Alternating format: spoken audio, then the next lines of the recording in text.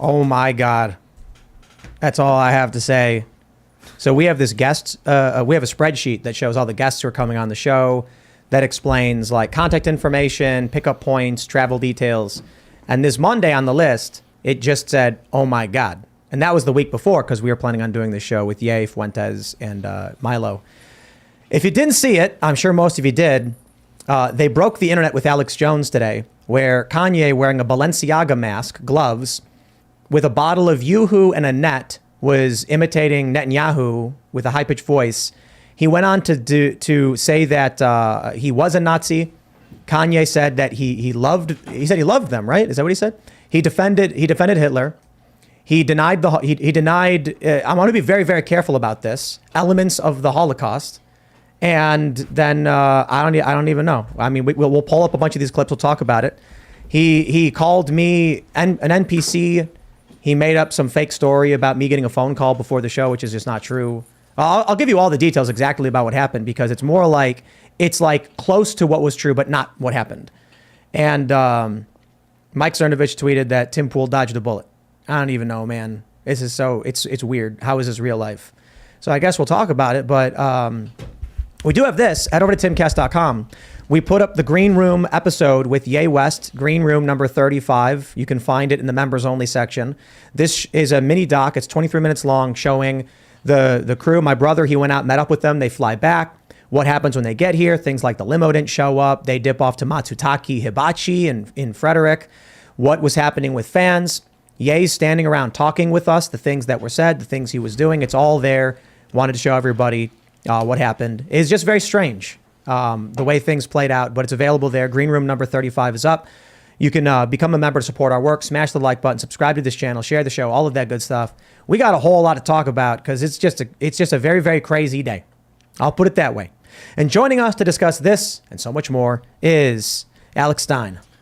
A pip on a blimp, eating steak and shrimp. Oh my gosh, I get to be here. Tim went in there like a very nice orator talking about that, insane incident. But let me just start off by saying this, because I know everybody else in here is a regular, but, I got a few Christmas gifts. And I know, this was probably one of the most legendary rappers that you could ever meet, right? And, Kanye West. And I think, everybody should be proud. But now that you guys are mortal enemies, here's your new favorite rapper, Tupac. So there you go. So what can Kanye say? So there you go. Here's a Tupac for you. That's a good one. I got you, Tupac. And and I got Ian, because Ian's like the, Smoker 420 vibes. It kind of looks like him a little bit. Yeah, we got the Sublime. I like Sublime. But Ian, you look disappointed. Is that disappointing? No, I love you a lot. You like Sublime? I know it looks like him. You're thin. It's a large, but if you dry it enough, it'll shrink. Shout out to Brad. I'm excited. I'm kind of anxious. And then, Big fan. What am I? No, I didn't. Look, I got you the same Tupac. Okay, I'll take Tupac. Yeah, but listen. Okay, then we got another thing, and if you don't like Tupac. Got Lil Wayne himself. He skateboards. He's cool. And then he got skateboard kid Lil Wayne. So now we got that. And then look at this. And then I know this is not probably the proper nomenclature, but they didn't have Luke. Okay. So we got Lucas. So it's not the same. It's not necessarily the same. Okay. And I hope this doesn't dox us. No, you're fine. It's actually spelled with a C. Lil Wayne on a little skateboard. There we go. Nice. This is nice. I'm going to change into the Sublime shirt. I'll be right back. And then I also got this. Okay, here. So we'll go. What is this? This is Black Thomas Jefferson for Ian. Because you're the Black Thomas Jefferson. All right. Got to open my mind. From Hamilton. Yeah, he was black Hamilton and Hamilton vibes. So there we go. And then nice. And then for me, I just brought this just because you guys always have your own decoration, and I know I just kind of want to. This is just for me. I want to leave this here just because. So for the people, BTS? This is BTS. For the people playing at home, a lot of you guys don't know good music, especially you. I mean, I know you have like the hit song, but this is actually they're arguably the greatest artists of all time. So. I would actually start really listening to their music if you had more of a BTS vibe boy band. If we could join up and do this. I just want to. And RIP Nick Fuentes.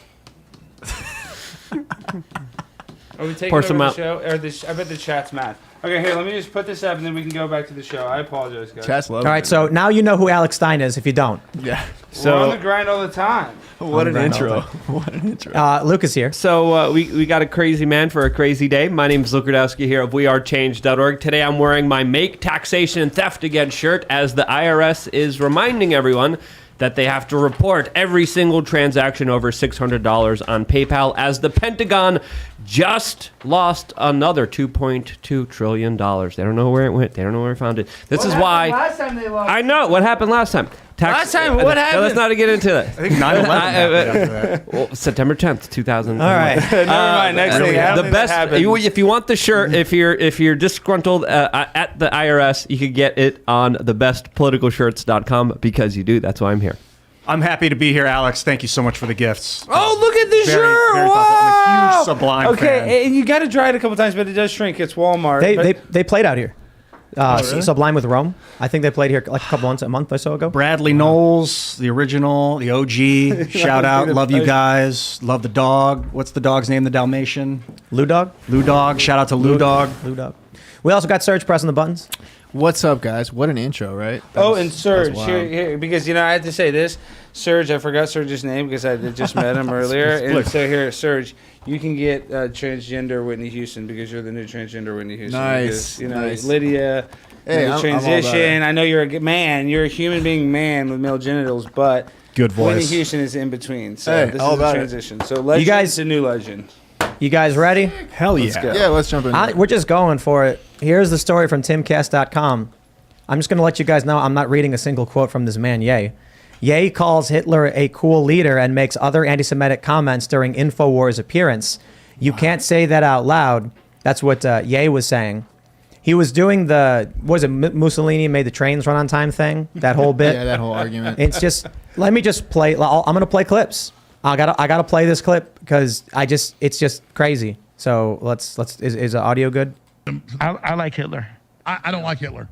And I know you're trying to be shocking with that. I'm not trying to be shocking. I like Hitler. I do not. The Holocaust is not what happened. Let's look at the facts of that. And Hitler has a lot of redeeming qualities.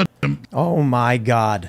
I What understand he's trying to do happened to the this guy? Christian forgiveness arc of like everybody has humanity in them, and it's coming out wrong. It's coming out blunt, and people aren't going to understand. I don't think people are understanding it. I don't think that's what he's doing, Ian, at all. I think that's like let me play another clip for you. It's like he had a really cool outfit and stuff, and he was a really good architect. And So you're in love with the look of it. he didn't kill 6 million Jews. That's just like factually incorrect. Guys, get the Ronald Reagan clip they showed me yesterday. Sorry, go ahead. Ronald Reagan said that too.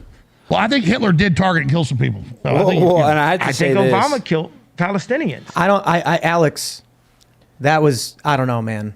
Come on, Alex. Why is he just sitting Oh, you're there? talking about Alex Jones. I thought you were talking Oh, about no. Sorry. Yeah, it's like, Alex Jones. yeah. Sorry, Alex. No, not- no, it's cute. Alex Jones being like, I think he did target and kill some people.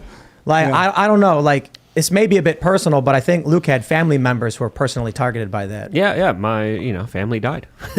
That's crazy. We're not Jewish. We weren't Jewish, but my great grandmother ended up in the Schutthof concentration camps. My great grandfather on my mother's and father's side died fighting the war. We still don't know if it was the Russians or the Nazis, but obviously the Nazis provoked that situation in Poland. So yeah, I mean, I had a lot of family members pass away from a lot of crazy stuff throughout Polish history. But I don't want to be using that as a way to just say I'm offended because obviously these are insane comments, but I don't want to use my family's history to add to the insanity of today. I want to. Well, Go ahead. I just want to make this point though, because when I saw that clip, I saw it on YouTube, and then a recommended video was Norm Macdonald talking about Adolf Hitler, joking about it, and he said it first. The more you look into Adolf Hitler, the less I seem to like him, and I just can't imagine that like Kanye did some research. Oh, you know what? Oh, actually, he designed Porsche. He's good. He made an engine. He made some, scientists do this. So what he said he invented the microphone. Yeah, That's not true. Yeah. Yeah, I mean, it's like It's very. I think he said he invented it's not the a mic- good. It's not a good. It's never a good look to idolize or say anything positive about Adolf Hitler. It's so obvious. I don't know why he's doing that. It's not just shocking. I think he's seriously confused or under some sort of hold on. hypnosis. I wanted to address. You said insane, and this is a point I was making earlier. I think he's extremely wrong. Hitler didn't invent the microphone. Maybe there's maybe he's expressing whatever idea he's trying to express incorrectly. I think he said he invented the microphone that I use, and he was like Serge pointed out. Is a piece of technology in the microphone that lets you hear vibration close to the throat, so tank commanders could use them. Well, it's like the tank mics in World War II were like on the throat, and that's something they did invent. It's not. I don't know what he's saying. That's the only thing I could think of watching. I was like, maybe is that what he's talking about? But yeah, I don't. So I just want to say there's a difference between being crazy because everyone's saying he's having a psychotic break. And I'm like, okay, first of all, he does that thing. He pulls out a net and a Yoo-Hoo bottle. And he's like, net and Yoo-Hoo or whatever. Yeah. And he's going like, we're going to come take your kids. And I'm like, that's performative. Like if I saw someone doing a weird show on the street, I wouldn't say they're crazy. I'd be like a performer is doing a performance. If he believes things that are just, grossly incorrect, or he's expressing them incorrectly, or he's praising people that are very bad, that to me is not a sign of mental illness. It's a sign of a person who is wrong about a thing. Right. And but many he could times, be mentally crazy. Yeah. But I just want to make one something. point here because many times he was also just going to Nick and didn't have the answers, and you could see he was kind of filling in a lot of blanks here. But he wasn't even, he was talking about Planned Parenthood, and he's trying to equate different things to different scenarios. But if he really would have understood the situation, he would have understood that Margaret Sanger, the founder of Planned Parenthood, was a big American eugenicist that inspired the Nazis, that inspired Hitler with his larger final solution eugenics depopulation control agenda that he implemented. So if he's really against all that stuff, he would have obviously seen the parallels here. So I don't know. Some people are saying he's just trying to be controversial. Some people are saying he's crazy. Some people are saying he's just filled with hate. Whatever it is, everyone's talking about it. I just want to point out. And who knows if it's a good thing or bad thing. I know exactly why. Because there's a very few people there's documentaries that they say that there's some evil cabal that is ruining the world, and that Hitler was supposedly stomping that out, and that's why in his head he thinks that was a good thing. But when you look at that's what he thinks is happening, and that's what some people think out there, and I want to break that down. That's incorrect. That's 100% incorrect. That's what he thinks. Yeah, but then it was Prescott Bush, the Rockefellers, my God! It's not one and a lot of group of people. A lot of our bigger industries, especially in the United States, that was financing Germany. And there's also the Soros thing, the Arnold Schwarzenegger thing, Operation Paperclip. There's a lot of things that intertwine here that show us that obviously there's something bigger here historically. But he's not bringing that up. He's bringing up a lot of things to try to provoke people, to try to get some kind of emotion out of people, to try to get people angry, to try to get them stirred up here. What's the reason? What do you guys think? Alex Jones said, "I know you're trying to be shocking." He says, "No, I'm not." Yeah. He. I don't know, man. What's the reason? Why is he doing it? Because obviously he's spurring everyone. Why is Kanye doing that? Yeah. Why do you think? It's personal. I mean, something happened to him, by losing his bank account, and I don't know if that he was on the edge because when you get you're trying to say it's not mental illness, Tim, but you can get like in these hyper focused rabbit holes. Because I don't know. What do you guys think he drinks? Is he on drugs? And I'm not saying I have no idea. And I know. I'm pretty sure Nick or I don't know if they use drugs, but I'm pretty sure they don't. He said on the show that at some point he found himself drinking and having orgies, and then he realized he shouldn't be drinking because the king shouldn't drink or something like that. And so then he stopped. So he doesn't drink. When he said when he tweeted the DEFCON thing, he was drinking and he was drunk. Oh, he was drunk. And then he said, because the Bible says you can drink, but the Bible says the king shouldn't drink. And then I realized I shouldn't. Well, his mental health is never going to get back together. So you think it's mental health, or do you think he's trying to spread hate, or do you think he's legitimate crazy? Or what's the solution? Because it seems like you're saying crazy.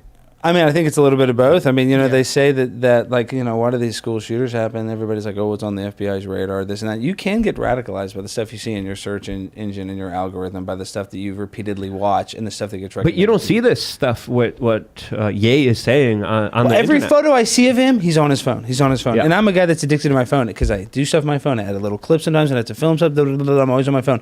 And so I know what it's like to live in there. So I'm sure he's always in a rabbit hole. He's always on a plane. He's like, what? Oh, my gosh. blah blah blah. When he was here, we were talking to him. He was on his phone the whole time. It's insane. And So we were having he's- conversations, and he just kept. This is a texting, black. talking. You know this, guys. This is a black mirror. When you look at this phone, guys, look at this. This is an evil device. This is what basically the transhumanist agenda. Like this is. It has an apple on the back of it. That's happening for a reason. Not to eat it. I know it's anecdotal to say that because it's also anecdotal to say there's fluoride in the water, but yet you use ice at every restaurant. Yada yada yada. Like it's just still though. This, guys, and I'm addicted to it. So I am the biggest hypocrite. It's terrible for your brain, and your body, your soul. You're pointing out the symbolism of an apple, like the Garden of Eden, and the apple that was eaten is bitten, and then Yeah. I get the vibe that Kanye was just totally mentally broken. Maybe not totally, but mentally broken when they took his bank account down. Like he realized, even if I have 500 million, tomorrow they can snap a finger and it goes to zero, or something. He's got like money. That. He's still got money. He's got hundreds of millions, he said. I think that was like a black pill. And now he's like thrashing around trying to figure out what to do. And he's gone full Christ consciousness. He's like, I'm going to be in full forgiveness of every demon that's ever lived. And that's the Christ. But he's not going after every demon. He's going after started with one Hitler. specific cultural reference, which he knows pisses a lot of people Yeah, off. the main one. Well, because he's doing the old talk about what you can't say. But if I was, He's not saying Genghis Khan. He's not saying Stalin. He's not saying Mao Zedong. But And he would. if he was. But this is what some people are trying to excuse this behavior as. Oh, he's trying to piss everyone off just to be more Christ-like. No way, just dude. and there's no way he's doing that, because if he did, he would have done it from a different way. He would have done it from a way of compassion rather than trying to stir up a beehive. Yeah. I don't know. You're not always, when you're in a manic state, you don't always go for compassion. If I was his manager, if I was Milo, I would say, listen, you're not going to be able to go on the campaign trail and actually articulate these very nuanced subjects that are very, very hard because they're not black and white. They're very gray.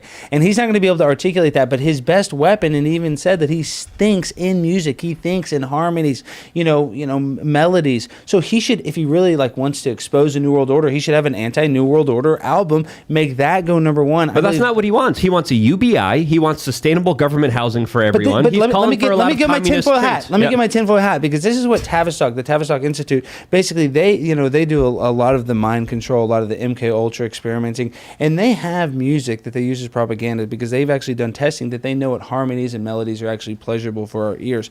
So it's like these places can actually create music that is addicting for us. That's why these same artists are able to recreate pop hits, because a lot of them are using these same melody patterns. You can actually look into it. Tavistock, they've actually had soldiers, they put them on drugs, they put them sober, they had them listen to the music, they tested their heart rate, they tested how they feel, if they want to dance, if not. So they basically can have a cheat code. And I'm saying Kanye West, I know you want to talk real quick, could hack into that. That's the only thing he can hack into. Him saying the nuance of the blah, but he can't speak for himself to save his life. But a song, that's the only way I think he would be effective in getting his message across. There's that viral video where this producer is here's how to make a pop song, and they take a young model, they auto-tune her voice, then he breaks down the structure of what pop music is.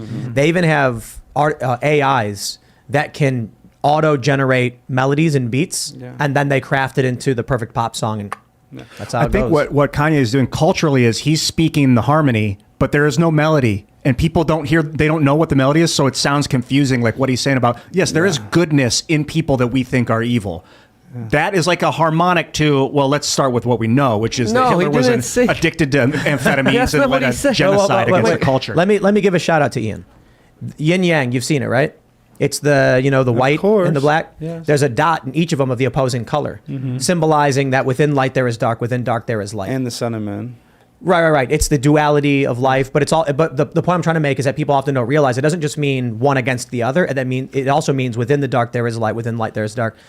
That being said, I can respect that point.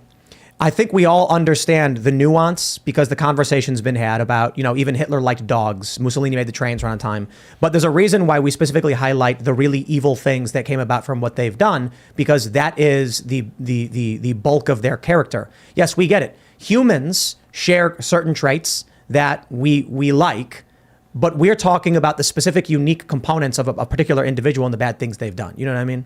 Yeah. But it's weird that he's attributing things like the microphone, which Neumann made in 1928 in Germany, 1930. I don't know. Someone can tell me in the chat, but Neumann made the microphone. Why is he attributing that and Hugo Boss and Volkswagen to Adolf Hitler? Architecture, did he say? Why is that happening? I don't know, but if he rapped it, nobody would care. But because he's trying to say it, then he has to be like, I don't what? understand that Hey, part. look, shout out to Public Enemy, because when I was a little kid, they had that song in Tony Hawk Pro Skater 2. Bring the Noise, where they did a team up with Anthrax. And one of the verses in that song, because I used to know all the words, is Farrakhan's a prophet that I think you ought to listen to, what he can say to you. And I didn't know what that meant when I was a little kid. And that's in Tony Hawk's Pro Skater. Yeah, it's one of the greatest games of all time. And then in part 2.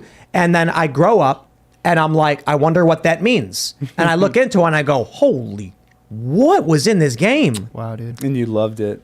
It was a song. It was like, turn it up, bring the noise. And I'm like, yeah. I'm like, I had no idea what it meant. I think one of the problems that Kanye has been having is a similar problem to what Hitler was having, which is that some people were screwing with him and they were Jewish, so he blamed the entire Jewish religion, or is it the race? I have to say this, and I hope this doesn't get me in trouble, though, but it does prove Kanye a little right as soon as they take away his bank account. I mean, But this is the problem I have with this, is the word they, because what's happening is like you had 30 dogs and 29 of them were brown. It doesn't mean that most dogs are brown. No, what Kanye is saying is abhorrent and disgusting, but it's just, him getting shut down. Now it's like, I think he's doubling down the Trump, where now he can't go back and be like, oh, I didn't mean this. I meant, there's just these few guys.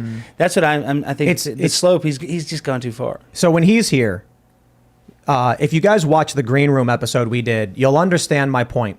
And I'll say a few things. I don't know for sure if it was staged, but what I know is they didn't confirm the hotel that we got for them. They had initially asked that we get him a flight for the morning of and leaving immediately after the show. It's not possible to do that. So they said, okay, then the next morning is fine. When they arrived and the person coordinating says, I have your address, they said, don't worry about it. So after everything goes down, I'm told we never actually gave them the address to where they were staying the night. They didn't want it. And they had a jet already waiting for them at Frederick with a crew available and ready to go. And there was paparazzi outside. So I'm like, I don't know, man. But if you watch the Green Room episode, you'll see that Ye was very calm, asking us questions, smile on his face, talking about everything. And there was like no issue. But as soon as the camera turns on and we go live on the show, his demeanor flips. I got to talk about Nazism, man, because this is like been around we're for just talking about what? We'll wraps into what Kanye and everything. This, it's all in the vein, Tim. Don't worry, I got you, baby. I got you, baby. I like that. Not sublime shirts. Being racist is legal in the American Republic. Breaking down buildings, smashing buildings, burning buildings is something that Nazis did. And that's also something that happened 2 years ago. Kanye was not burning down buildings. Kanye was being racist, if you want to call the Jewish people a race, which I also have issues with. Because I think if you don't believe in God, you're not Jewish. The tenet of being Jewish is that you believe in a God and you understand what it is. And if you, just because of who your parents are in your social club, it's not a social club. You don't be violent. Do not. Those are the things. I mean, you're allowed to talk and say. That's the great. So, well, that's why hate speech should be allowed, because there's bad stuff you can hate, in the world. So you should be able to hate bad stuff. So that's why you should be able to have hate speech, but you shouldn't be able to incite any sort of violence. Yeah, Laura Loomer came on the show, and she was like, hey, guys, I'm Jewish. I was debanged. Listen to this. I got to bring up Laura Loomer. I want to shout her out. So she's spreading this thing in Telegram today that Marjorie Taylor Greene and I had a sexual affair. So I just want to debunk that. Did you? Even though Marjorie is a beautiful lady. And I'll be honest, I would if I could, but I haven't. So I can't. So, that's the real facts. But I'll be honest, this is the sad reality for Congresswoman Greene. For me, even if we did have sex, I'm saying for me to leak it, that would be huge. That'd be great, right? For her, it only, hurts her. I just want to say the God's honest truth. It didn't happen. I'd probably leak it if it did, is my point. AOC would be mad at you. Exactly. So that's why it's not true. But I just hate it for her because it's just so provably false. And she's the one that looks bad for, even sleeping with this pile of junk Primetime 99, even though I'm a pimp on a blimp. A lot of ladies want to take a ride. Still, it just makes her look bad because I'm just a, Joe Blow comedian from Dallas, Texas. How is any of this real life? This week has been just really crazy. Do you think it's okay? This is a vague question. Do you think it's a simulation for real? Like this? I don't know. I don't know. I almost believe in reincarnation. I do believe in the creator. They're like, I really hate, I talk about this all the time, the idea of the Big Bang and that we evolved from pond scum and that just nothing, literally like everything came from nothing over time, just for me doesn't even vibe. But you got to get way more nuanced than that, because I think the idea of like evolution and pond scum can be the how and not the why. Like, people have but said even before. abiogenesis, we can't recreate that. I mean, it's just the fact that like you think every single person here, you and me, the cat, like you see that cat, it's so beautiful. It's just such a beautiful creature. Like we are not the same. It's just I just do believe there is a creator. And does that mean that there's more levels to this? I just do believe there is. I feel like this is a God thing. Like this really is. We're part of something, which is God's, the consciousness of real God. Like it is there. Yeah. This is which turns out Abrahamic religions, Judaism, Christianity, Islam, they were all right. Oh, There is a great. You God. got Ian started now. So like Kanye's going through some like channeling, and it's coming out all wrong in a lot of ways. In a lot of ways not, but in a lot of ways it's coming out wrong. Let me tell you. I was watching this interview with Ye and Jones and Fuentes, and I said, these are three guys who are having everything taken away from them. Ye is gonna lose his kids. Maybe what happened. So I was just talking about how his demeanor was so different. He was on his phone the whole time. The show starts, he's totally different. Maybe that's when he found out about his kids.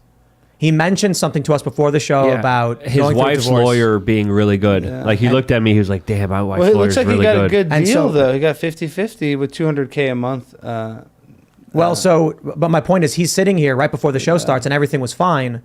He gets mad and leaves. May had nothing to do with us at all.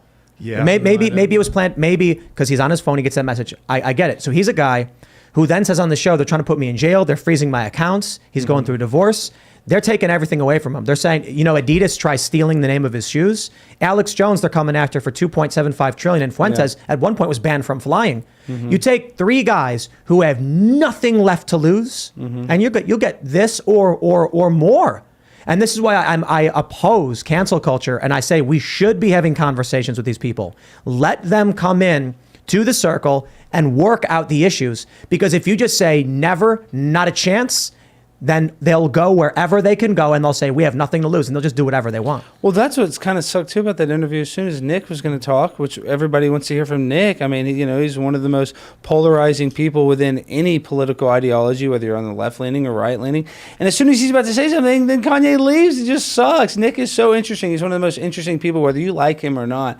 And it just kind of sucks that we miss out on that opportunity, even as much as almost as Kanye, because when you listen to Kanye talk, he can't articulate his opinions. That's my opinion. Even though Kanye's a brilliant artist, I just don't think publicly speaking on these subjects in a long-form podcast is his specialty. It seems like he almost wants to get canceled. He was wearing a Balenciaga mask today on the Alex Jones interview. When he was here, he was wearing a Balenciaga jacket. People are getting canceled because they don't disavow Balenciaga. He's still wearing it as he's talking about the most craziest, outlandish things that he knows will get people talking about it, will get people riled up. Some people are saying that this is a deliberate suicide of his career.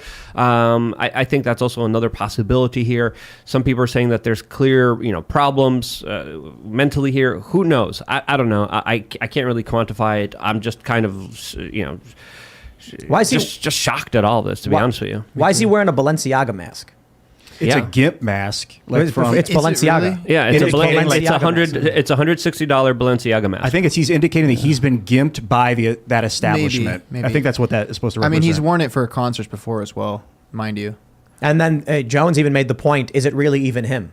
He said, maybe he'll take the mask off. Is it really even Ye here? He's not Andy Kaufman, Tony Clifton. That'd be brilliant if he did. I mean, then they say there's like, the real conspirator, is he a clone? I mean, I don't believe that either. But I mean, he's Kanye. He's not in his right state of mind. And his mom did die. That messes you up. I know that's not an excuse for him to act insane and become a radical Nazi. But I don't think he really is. I think he's a little misunderstood as well, as crazy as he's being right now. Regarding this, I want a question for you particularly about becoming like the Andy Kaufman character, becoming the villain for society, for them to focus on. I kind of did that in 2010. It didn't work out. Like I just upset the environment instead of like creating a bunch of good around me. But do you think that he or Nick or Milo are doing that? And do you think that there's any value to it? No, because it's like, I'm not an expert, but it's Saul Alinsky's rules for radicals, and that's kind of like using the left's, guidebook against him. And like, they would use creativity to protest and stuff. Him speaking about it, he needs to be using his best methodology, which would be music, to get his point across. So he's not doing that. So he's just being, it's a waste of talent. But in Saul's, in Saul Alinsky's Rules for Radical, it's like you accuse the people of what you're actually doing. So he's not being nuanced. He's not being smart. He's just being like, Hitler, quote unquote, in a video game, I don't want to get in trouble, but he's saying, Kanye West, I don't want them to edit this, is saying Hitler is, not a bad person. So that is what Kanye West is saying, and that is just nobody is ever going to jive with that under any circumstance. So I think it was really good that Alex Jones had them on, because look at what we got to see. Everybody can make up their mind about exactly what happened. And I believe this is a strong argument for free speech. If Alex was censored and they were they were just hanging out in his living room saying all this stuff, nobody would have any idea what Ye believed and what Ye was working on or working towards, or who he was associating with. You might like who he's whatever. He's entitled to his opinion. He's entitled to being a human and believing what he wants to believe. Because Alex Jones had them on to talk about it, they just said everything. Yeah. Now, I'm curious your thoughts about Alex Jones's demeanor, I suppose. And I'll just come out and say, when Kanye outright says, he denies certain elements of the Holocaust, I'll put it that way. Alex Jones just says, "Oh yeah, Reagan said that," and then what does Jones say? That I think Hitler did target and kill some people, and it's just like, can't Jones just come out more definitively and be like, "Look, man, like there's people on record, there's historical record." What do you guys think about how he handled the interview? Well, there's also that thing when you have guests on your show, you're trying to be nice to them. So I don't know, maybe he's just trying to, appease his guests. That's no excuse. But I've talked to Alex. I've been on his show. He always does that, and I know Luke has a relationship with him. But and this is, once again, I'm I am defending everybody tonight, but I'm almost doing it to be, contrarian. But I think Alex Jones is very nice to his guests. He wants to please Kanye. He realizes this is huge for him. This is a huge bump. So he realizes, business-wise, this would be a very key relationship for him to build. So I think that's why he's trying to appease to him. But also, you can have that caveat. Oh, well, he didn't go full. What did they say in that movie, Tropical Thunder? Yes. It takes a lot to leave Alex Jones speechless and uncomfortable because of speech, and Kanye West did it. Yeah. And Alex had an easy way out here. I think you should always be genuine when you're doing these type of broadcasts. If anyone here says something that I disagree with, I'm going to bring it up and say, hey, I see things differently. We have discussions, we have debates, we have arguments all the time here on this broadcast because we're honest with each other. We're genuine. And I felt like Alex was kind of going along with it and feeling extremely uncomfortable, not knowing what to do, not disagreeing, not pushing back a lot. He did say that Ye has a Hitler fetish. He did push back a little bit, but when we're talking about these short clips making the rounds on the internet, there's just something there that you always got to kind of point out, being like, hey, are you on the side of Prescott Bush? Hey, are you on the side of Margaret Sanger, George Soros, Arnold Schwarzenegger? Because these figures also endorsed this larger ideology that now you're promoting. You're really with Arnold Schwarzenegger, who says he really loves, he really adored and liked Hitler, and had a father that was also tied to the SS. I confronted Arnold Schwarzenegger about this face-to-face, by the way, in one of my YouTube videos on We Are Change. But again, that could have been a very easy out for Jones, but he didn't do it, which was weird.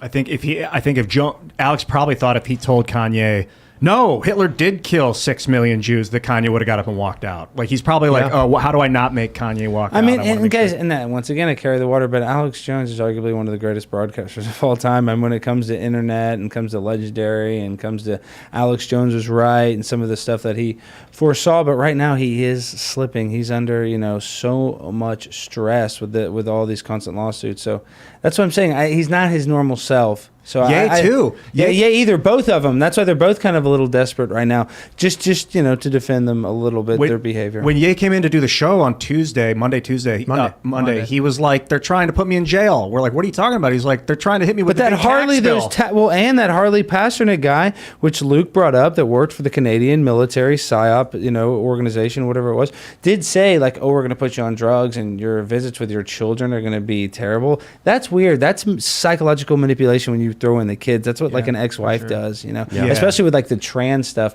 That's what happens in a lot of the instances where there's a young kid that's, you know, transitioning. It's oftentimes like a parent that has beef with the other parent. Yeah, and there's a parent encouraging it. Yeah, that's oftentimes the case. Yeah. That's the vibe I That's get, horrible. man. He got drugged by 2018 or whenever that was. They drugged him up. He's in a place that I don't think many humans can identify with personally because he's such a focal point, and that kind of stress, you know. And then to think that handlers might actually not have your best interests in mind, that's just going to mess people up. You know- But hearing that they were going to hit him with a 50 million or however much this tax bill was is like, that's probably what was going through his mind. 50 million, I think. That's nuts. That's like what kind of stress that would put somebody under. Yep. And they can just say it, and what do you do? Like, oh, you owe us this money. And that's what we talked about the 87,000 IRS agents. And this is the thing they do. You'll be like, you're working class. One day you get a letter in the mail saying, you know, we don't have to audit you. You just owe us $600. And then what do? You're not going to, you have to pay it. They can just do that. And that's, I think everybody understands the stresses of dealing with the IRS. And they do it already, and they're going to be doing it a lot more, especially if you don't report anything, you know, over $600. You're going to be in trouble. They're going to punish you, which is crazy. The Parlor deal got canceled. The Kanye. Right. Yeah. But I want to pull up this segment because we're talking a little bit about it. And oh, look at that. It's about me. And it's in the space of, you know, Alex Jones. But we have this tweet from Elijah Schaefer. It's a clip from his show where Kanye disses me. And okay, I'll just play it for you guys. Here you go. You ready? Tim Pool is an NPC, you know, and you're a real human being. So no one's ever heard of Tim Pool. You know, you're the legend that is Alex Jones, and you were fighting on the front line, and now we're here with you. You got some other superheroes part of the Avenger movie fighting for Christ. So apparently he said that, I don't know, this is what I was told. I got a phone call 10 minutes before the show and I was told what to say. Yeah, you got contacted before the show. When did I don't he know if say he used that? phone, What- like right before this. Like Okay. literally, those are the Wow. words right before he says. The- Actually, he's an NPC. The hour before the show, we are sitting in this room, Right. hanging out, talking as the cameras are being adjusted. Serge is getting things ready. People are grabbing drinks. So it just literally didn't happen. But I got no beef. You can call me an NPC and say nobody's heard of me. I defer to Alex Jones. I mean, that guy's been around.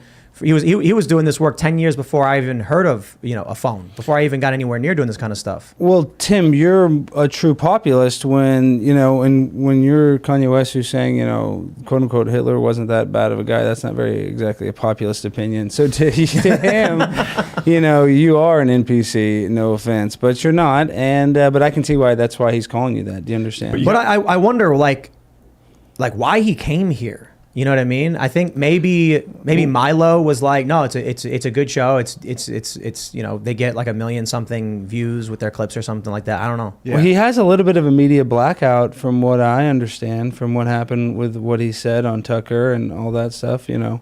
Kanye? I do believe a lot of media companies right now will not platform him. So you're one of the few ones, and you're the biggest independent media broadcaster. You and then InfoWars right there. I mean, Daily Wire had him on.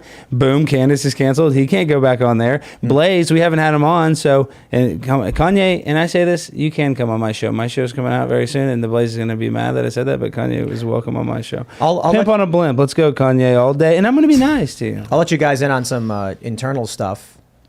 When we were originally trying to book their accommodation for the night, the hotel wouldn't let us do it. We don't know exactly what happened. Wait, Why. you said it's for Kanye West. Why not just say like You have to do credit card authorization. So when you book a hotel, this is the most annoying thing about traveling. Anybody who travels for work knows exactly what this is. Your company will book your hotel and you'll show up and they'll say, and do you have a credit card on file? And you're like, my company booked it with the company card. Yeah, they don't did it at ask the me rental for car mine. place. It sucks. Right. Yes. And so what we have to do is we have to call in and confirm our card details for the room. And as soon as we said who would be checking, like when you're booking a room, you got to put their name on it. How else do they show up and give you the name? Right. And then they were just like, we'll get back to you, and put us on hold. And then it was like an hour later of like, hold on, we're talking to the manager. And then we were like, okay, this is not working. We're just sitting on the phone. So we canceled it. We got an Airbnb. I wonder if there's some other stuff. I want to respect their privacy to a certain degree, but even when it came to other travel details, they were like, you know, he's getting his accounts locked. He's saying that they're coming after him, stuff like that. And then that happened, and we don't think too much about it. But I'm wondering if that's a component. I guess he was able to get a private plane, you know, so he's still able to do something. So I don't get it. I don't know, man. No idea. But the one thing I do wonder is, you know, when he came here, I'm getting attacked by two different groups. One group is saying that I shouldn't have said a single word. How dare you? You should have just let him keep talking. Okay. And the other side saying I didn't push back enough. I should have been not letting him talk and pushing back. I'm like, this is crazy. But Alex Jones actually does interrupt him a couple times, and he seems totally fine with it. Yeah, he keeps reminding him that it's Kanye's show. He's like, he interrupts him. Alex will be like, well, I'm just thinking, and it's your show. You're in the control here. And then Alex will say, so he keeps reminding Ye that it's Ye's interview. You're here. I'm just throwing this in. As opposed to trying to take it. It got testy a little bit where you saw like a lot of tension. And you clearly saw Alex Jones being very uncomfortable in that situation. Yeah, definitely. And of course, he pushed back eventually. But when they're making these small clips and they're going viral on the internet, when you're just saying, yeah, after someone says something controversial, that that everyone's sharing those videos and now pointing fingers at AJ. Did they bring, like, if you're going to say that Hitler did not kill 6 million people, you better have the data and the facts to back that up right there in your hand. That's such an insane, like a powerful statement to go up online without any pushback or evidence. And there was no pushback, but whatever, I guess. I mean, like I mentioned this earlier, Cernovich said we dodged a bullet. I said that to Luke, and Luke, you were saying, well... We would have debated. We would have had a conversation. We probably would have been screaming here. And maybe that conversation needed to be had. I mean, maybe he needed to know about Margaret Sanger. Maybe he needed to know about how he's on team establishment by promoting a lot of this population control eugenics nonsense. I don't think he knows what he's talking about. A lot of the times he was referring to Nick to answer his questions whenever there was even a little bit of pushback. Nick was laughing the whole time, enjoying the show, and then going on and expanding on points that clearly Ye couldn't articulate. So with all of these people here, they would have brought up their idea. We would have smashed it down and be like, no, we don't agree with this because of this and this and this. And then it would have been a conversation. It would have been an argument, probably would have been screaming. Maybe there's a small chance that there would have been some kind of understanding. And I think it was still worth it in order to have that small possibility, because that would have changed everything. I just want to mention, too, that when Ye was here, he said he didn't want to be on the show. Like he said that before? Yeah. He also said we got to do the show every single week. But see, that's projection. Like that means he doesn't want to do the show. And, no. And I was but then we were like, maybe if this goes well, we'll see how it happens. Like I said no. You said no. And he was like, this will go well. I'm like, we'll see. But you're like, we don't know. He's an artist. He's like, let's collab. I mean, I'm just guessing that's his vibe. You know? I'll clarify because Luke is right. What he said was something like, these guys keep trying to get me to do these podcasts, but I'm paraphrasing. He's like, there's no point in me coming on this. I don't want to do it. But then you give me information like this. And he points down in his notepad where he wrote down ballot harvesting. Right. Because he asked me downstairs in the basement, in the skate park, he asked me, as we're walking up the stairs, he was like, I want to know how to become president. How do I become president, Tim? And it was like, I just said, I don't know, Milo knows. And then as we're walking away, he goes, I asked you how to become president, you ignored me. And I said, oh, that was up here. No, we were walking up the stairs. Oh, again. Oh, and then I said, no, I said Milo knows. I'm just a guy on the internet, man. I'm a guy who complains on the internet. Then we're sitting down. He said the same thing. He's like, I asked you twice how to become president. You keep ignoring me. And then I was like, okay, ballot harvesting. And he was like, what's that? And I explained how ballot harvesting works. And he goes like, whoa. And he writes it down. And then he brings up how he didn't want to be here, basically. Like, they want him to do these shows. He doesn't want to do it. But then he gets something like that and it makes it worth it. I kind of just think he didn't want to be here. Yeah, he didn't. He was honest. He goes where he wants, does what he wants. And he is like, I bet Milo was like, yeah, if you want to become president, Tim Pool's the guy. He has a huge reach. People trust him. He's brilliant. Let's go. And he's like, yes, I want to be president. Let's go. I don't think Milo said that. I think that's why they came, and why they all came together. You're kind of baby Joe Rogan. It's like Joe Rogan, Tim but he's like the Rogan of politics. No, like he's like the politics guy. Yeah, he's the one. My view is probably that he said, this is a show that's got a decent reach that we can go on. He'll probably have us on. Of course, duh. And that's probably he's asking you how he can win. He's already asking you like an advisor. Like, what can I do? But why would he fly 6 hours? 6 hours one way. He got nothing going on, man. And then 6 hours the other way. And then sit down here for like 20 minutes and be like, I'm out. Yeah. Like, oh, you don't believe everything I wrote? No. Well, I gave him cookies. He took some on the way out. Yeah. But what was that deal? Because he goes, this isn't going to be a Lex Friedman deal again. He said that. And I was like, this wasn't even like that. Argument over Judaism. That's what it comes down to. I'm so concerned with this argument, too, because it really is important differentiate between the religion and the culture. It's the only religion on earth that has a attached birthright bloodline to it, which is kind of weird and probably illogical. And like, just because your parents are a certain way doesn't mean that you believe in God. But the tenets of Judaism is that you believe in God. So like, I don't want people saying they're Jewish and then being abusive to humans and giving the faith a bad name. Yeah. Hey, but so tell me, Tim, I remember you left during the podcast for a minute. Did you ever go out there? Because I know Luke talked to him, but did you ever talk to them outside? No. Oh, never. No, when I got up, it was to try and figure out what they were doing with their accommodation. And like I was saying, like whether you should get their plane or whatever? Well, I'm like, yeah, well, we got them a round trip flight and all that stuff. And I'm like, what are you guys doing? And they're like, don't worry, we're taking care of it. That's what I was trying to figure out.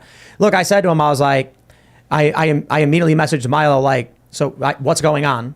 And then, because we booked their accommodation and stuff. And then he just said, we're taking care of it. Don't worry about it. And I said, okay. And that's what I was trying to take care of. I didn't want to talk on the phone. Yeah, I didn't call him. I was course, calling the travel agency and stuff like that. And so I couldn't take those calls here live. You know what I mean? Private details of where they're going to be and stuff like that. So and that was about it. And I told him, I was like, bro, I'm not even mad. It is what it is. Yeah, he owes me nothing.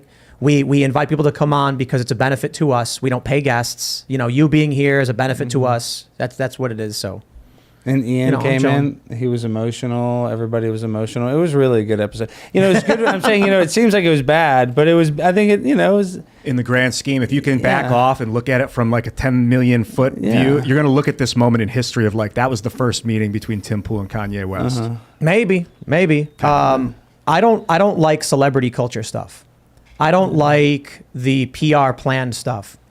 I don't like okay, here's the plan. We're going to go on a show, but you need to storm out midway through. And that's Hollywood celebrity culture. Mm-hmm. I don't want to be involved in any of that. It's just... Yeah, but that's all fake and dumb, but people love it. It's just, it's like poison, fine. You know? It's like sugar. People are allowed to have that stuff. They're allowed to like that stuff. Yeah. There's so many YouTube channels that love drama that, you know, they want to find anything they can about anybody. It's like what the Young Turks turned into. Like political WWE, and that's kind of insulting to WWE because we know that they're having fun. Yeah. But like turning the political space into like a stage crap show.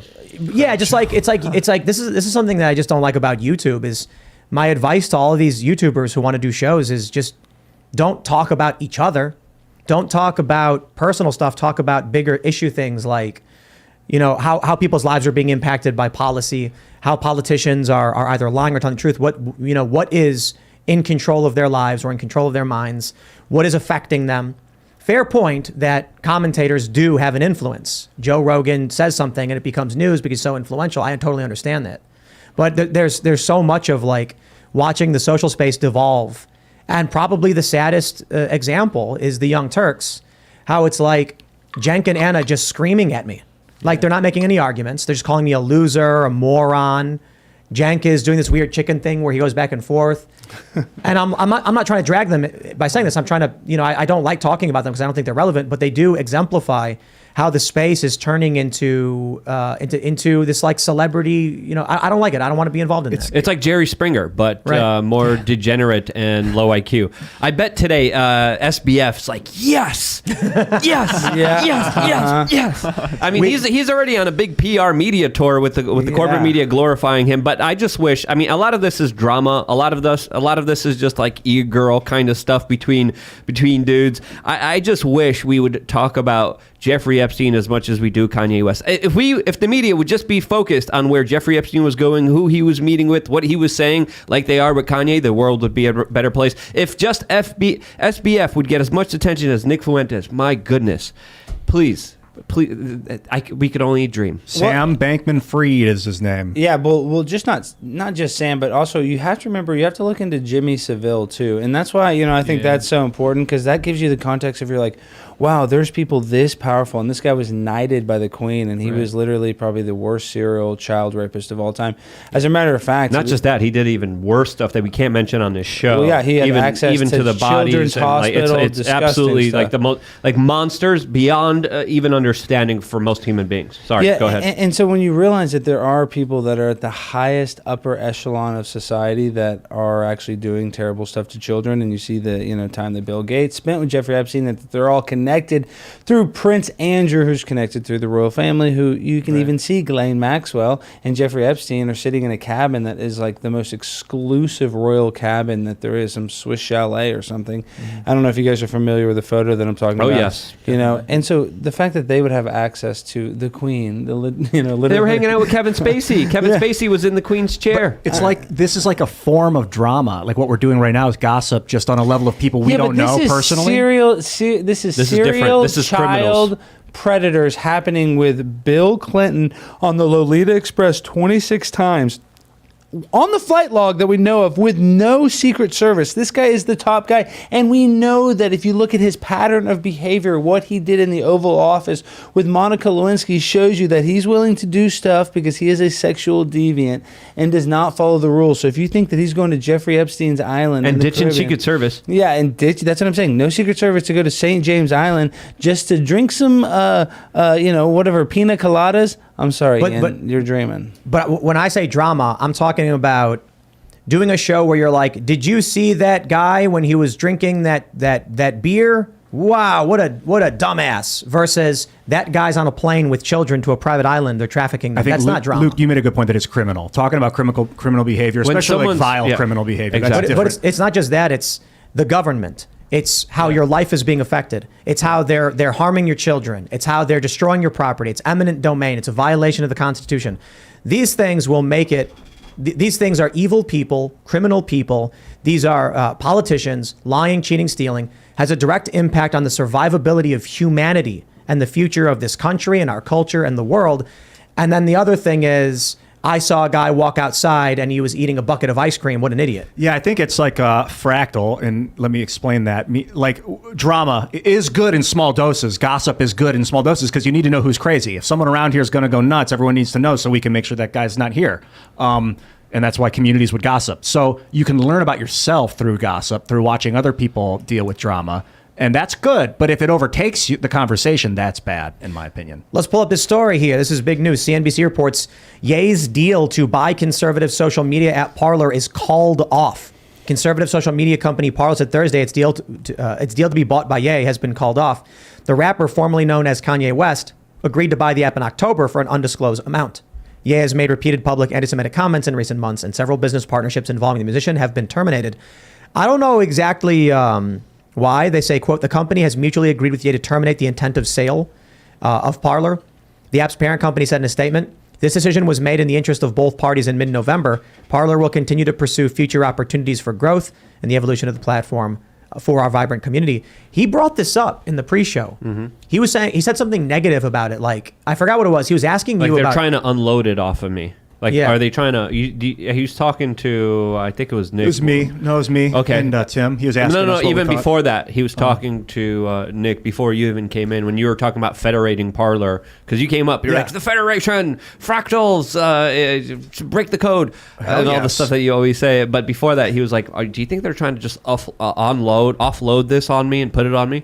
I didn't have enough details. I didn't know how to answer him. And I don't know if they were trying to sell him 100% of the company or if they just wanted to buy in at 30% as a figurehead. I don't know the details. What I think happened here is Adidas took, or his money disappeared. So he doesn't have the money to buy Parler now. And that's probably why he ended the deal. I think That's he my said he guess. still had $400 million. But because he has a third of his value, he's like, now this is going to become 700% of my expected investment But instead of Adidas 100%. is demanding $250 million and put a hold on his account, and the IRS is demanding $50 million. So he's not in a place to spend $400 million bucks on a social network yet. Plus the divorce, Well, we plus lawyers, plus Right. fees. That's plus, my guess. My guess is that he just ran out of funds in Plus the moment. breach of contract rules that probably a lot of the other companies that he's working with also have. Didn't he also say that Adidas was going to buy the name off of him? Yeah, they were going to start basically making the Yeezy shoes. No, but they said they were going to Without- buy the name so they could keep using it. Oh, okay. I didn't remember Yeah. that. But I, wonder- think they also announced that they're going to release the same shoes, just Yes. not with his name on it. But then not with Yeezy. that's what I'm saying. I'm pretty sure he said in the pre-show that they're trying to buy the name from him, like basically give him a lump sum, cut him out. Interesting. Okay. Well, I don't if know. you're listening, Ye, you probably did the right thing by not buying it. Like, Elon lives and breathes Twitter right now. He sleeps in the office. And if you're a CEO of a tech company, you got to meet Bill Altman at Minds.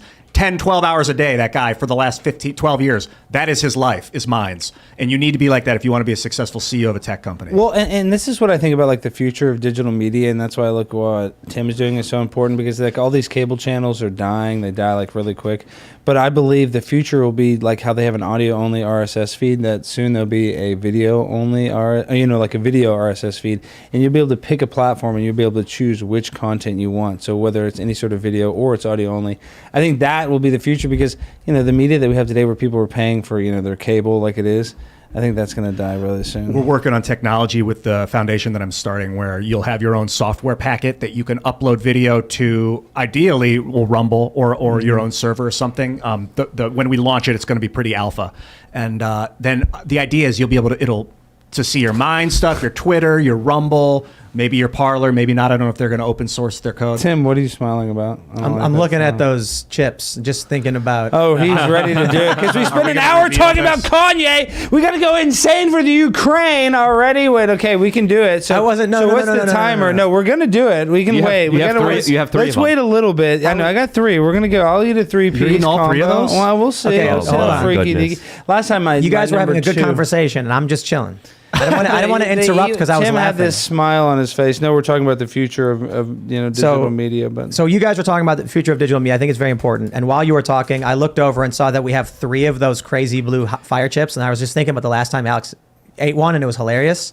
And so Alex is like, "What are you laughing about?" And I don't want to derail the There's a conversation. picture of Ian that has moment. one too. You have one too, Ian. Is Ian going to do it as well? Health. Ian has to. No, see, I'm yeah, but I'll allergic do to it what again. I'm not chemicals are in afraid. here. See, I'm a pimp on a blimp, so These I'm not are bad afraid to do it. chemicals. No. And no, Oh, blue ones that's why in here, man. Stay away. the worst. That Oh, stuff's I made love from- that one. that The stuff's blue made one from, oil. Sunflower oil's bad. Ooh, that's Safflower oil bad. That's all the bad, good bad, one. Yeah, bad the stuff. blue one is, inflammatory. Very you wanna bad. watch out for What these. are they saying in the chat? We're looking at it, guys. We're going blue in the chat. So you guys want me to do a 2-piece? I think we should put these in a case on the wall. two-piece McNugget? Let me see. We got some more stuff we can talk we can about. organize I don't want to it. derail you guys. You can man. see the aftermath of Alex's first blue chip fiesta on Twitter. I think it's Alex Stein 99, if I'm not wrong. Yeah, I mean, it was insane for the Ukraine, like I keep saying. But okay, yeah, real quick before I eat this, but what do you guys think about all the money that we're giving to the Ukraine? Do you think that will ever stop? And do you think we're going to go into World War III? Because I know you're Mr. Civil War. So, or what about World War III? Are you now Mr. World War III? So after today, this morning I tweeted, I think Ye could be president. Mm-hmm. And so I had so we were putting together the Green Room episode. It finished rendering this morning. We watched it, started having a conversation with my brother about what happened. And I was like, a lot of what happened feels like 2016 playbook with Trump. And my brother was like, you really think he could get elected president after saying this stuff about Jewish people? And I was like, I don't know, but the media reported that Trump said Mexicans were all rapists. Right. And that he wanted to ban, he had a Muslim ban and all that stuff, and he still gets votes. So I wonder if this is a maximized press strategy. And so then when I was thinking about it, I'm like, I'm not going to underestimate this guy. I mean, this dude summons a private jet, snap of a fingers kind of guy. And I said that. And then he went on Alex Jones's show. And then I said, okay, well, boy, was I wrong about that, because he went off. However, I tweeted, I'm gonna keep this tweet up, eat this one, because boy, was I wrong about that. There are a lot of people that are like, you're wrong about a lot of things. I'm like, yes, I acknowledge that, absolutely. But then someone said, I don't know, man, you might have been right the first time, because this everything's like going crazy and breaking down. Like, this past week has been nuts. Yeah. The past month has been just weird and crazy. It seems like everything's just getting crazier and crazier. Do you think that's weird that the Secretary of State, Katie Hobbs, can certify our own election in a contentious place where the machines broke down the day of the election? You think there's anything like, tinfoil hatty, conspiratorial about that?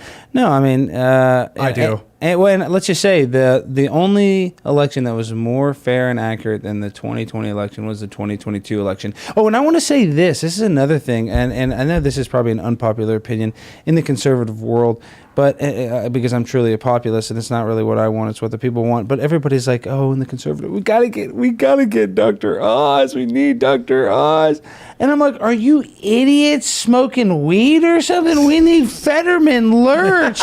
This guy's a content king, dude. We got Jersey Giselle in there. They're gonna have all kinds of Talk about drama. You think Marjorie Taylor Greene is interesting? You think AOC? Wait till Lurch is up in there. He can barely wear a tie. He's got a thing growing out of his neck the size of freaking Jupiter. I mean, the guy's insane. So I love you. Congratulations, Mr. Fetterman. What about Walker? What about Herschel Senator Walker? Fetterman, excuse me. Are you excited about Walker? Yeah. Well, and this is the other thing with Herschel. This is the only thing that bugs me is like, yeah, I mean, and the people are like, oh, he does better in the debate, this and that. Warnock's the worst because I hate these guys that act like they're pastors, but then they're pro-choice. Like, give me a break. Like, I get why some people are pro-choice. I'm not. I'm against abortion. I think it's terrible personally, but I hate when these pastors are like, oh, I love Jesus. I love Jesus, but I think, you should be able to, have abortion. I just think that goes against God, so that's the worst. But I just don't like that freaking my man Herschel Walker just came like, yeah, I had an abortion, I did some stuff. Come on. I mean, I changed my mind. Because this is what life is. Life is about the freaking caterpillar becoming the butterfly. We're all supposed to change. We're not supposed to be the same. And there's something that's actually likable about that. Somebody that can go from bad to good. So, I don't know. I just don't like when they lie. And guys, let me tell you something. This is another thing. Idolizing a politician is like thinking the stripper actually likes you. Yep. You got no chance. Herschel Walker's not going to save your butt. Dr. Oz ain't going to save you. Katie Hobbs, she certainly, Carrie Lake's great. They say she's going to be Trump's VP. Give me a break. Should be my queen, Marjorie Taylor Greene. But I'm just saying it's all fake and lame, and I hate to say it, transsexual at this point because nothing matters. Like, both sides, it's rigged against us. And I really have no faith in the system. So I think it's just about being civilly disobedient and having a good life, a life that once it gets as big as Kanye, they can take away from you in an instant. So treat your life like that and just enjoy it. I agree with a lot of that, the civil disobedience stuff. This is why I said it feels like things are getting crazier and crazier. It's just like the news cycle is more and more absurd every single day. Yep. I think that we're in the apocalypse and the second coming of Christ is upon us.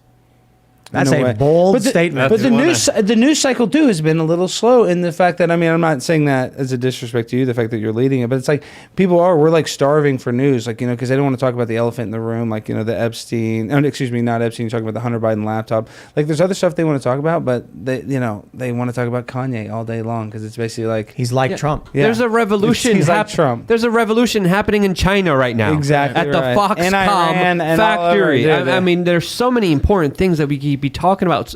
Health, obesity levels are increasing to such dangerous levels. Sperm levels are going down to where people in a few decades will need to have assisted help when it comes to reproducing.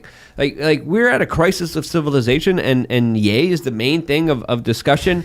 Come on, man. The whole chat exploded with Ian 20 based off what he just said. Hell yes. That's because it's real, dude. We are in an inflection point with the internet video where our minds are melding, and it's time for the Christ energy to come out of us, each of us individually. It requires each of us to speak our mind. Together, we can do it.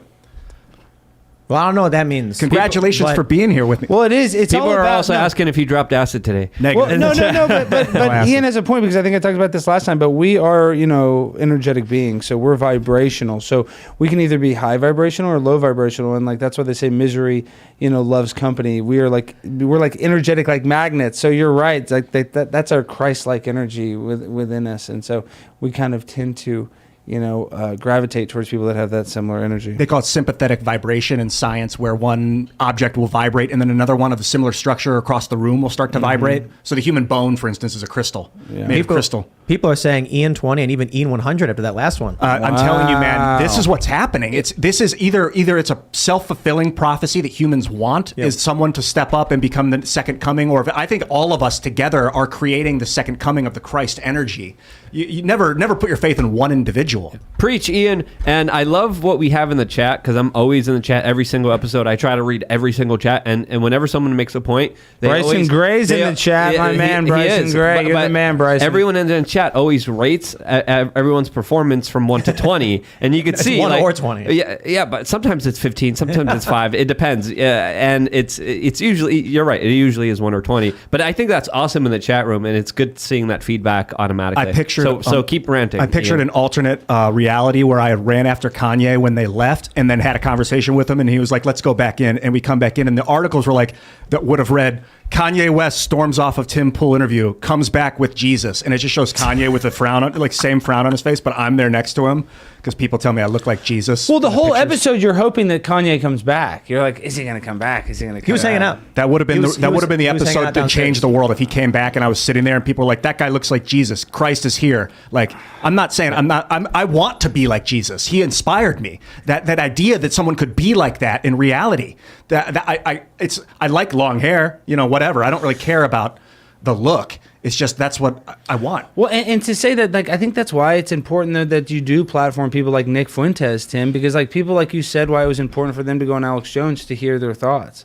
So it's that's why it just sucks because the people wanted him to come on so bad. I wanted to hear both of them, and when they left, I'm just sitting there oh, so anticlimactic. It's kind of a crazy thing too, because I know there's a lot of things that people don't like what he said. They've made fun of a lot of things that he said.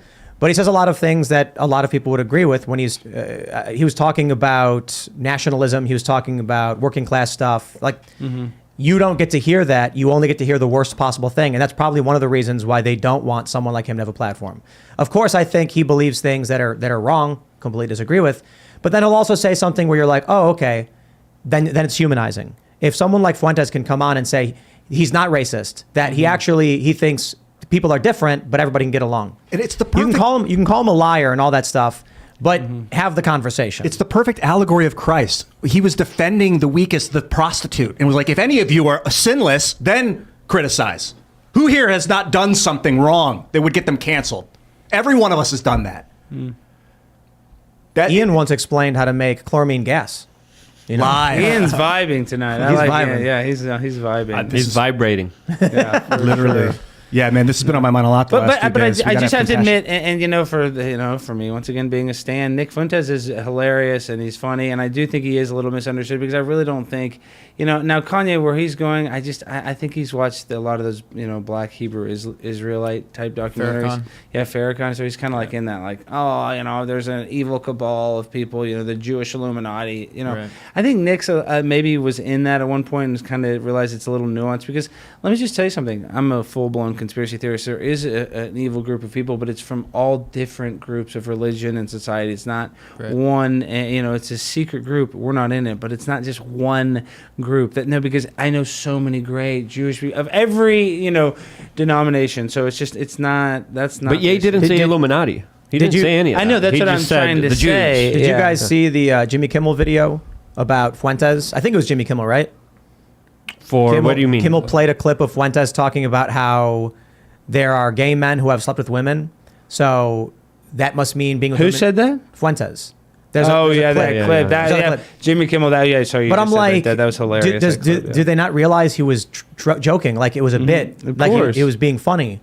And they're like, haha, look at how dumb he is. And it's like, you guys. You missed the joke. He's being like- sarcastic. It was a bit and it was funny. Yeah. And this happens all the time on Twitter. And it's become like a meme where the left doesn't understand when someone is being sarcastic or making a joke. They think everything's literal. Yeah. It's kind of weird, to be honest.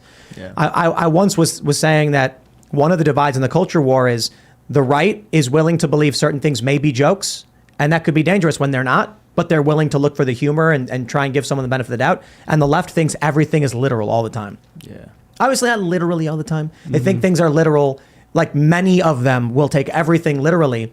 Even when I tweeted something like the intelligence agencies that crafted me into a personality had it right. Prop someone up to take all the heat. I'll have to have a conversation with my handler. And I had people being like, so you admit it? And you'd think they're joking, but there's long-winded responses there. People like, we see you and we know who you're working with and stuff like that. And I'm like, these people think that was real? They think I'm being serious when whatever, man. There's only so much I can do, Well, and sarcasm's lost on both sides, to be honest, but more so on the left. For sure in text. That's a big problem with modern cultures. People are trying to use text to tell sarcastic jokes, and it's not there. There's no context. Yeah, a lot of people take themselves too seriously as well. Seriously. Yeah, I got someone said that the show is staged. I got here a script that from the Zuby episode. There I we was gonna go. ask if you had another copy of that. 'Cause I Yeah, don't this have my was lines. delivered by Jack Posobiec himself. We filmed it. He's on camera delivering this in a little wagon, and then we read the lines. Let's jump to this story. This is a totally different story. We'll talk about something else for once. New York Post reports Florida yanks $2 billion from woke BlackRock over social engineering project. Crazy.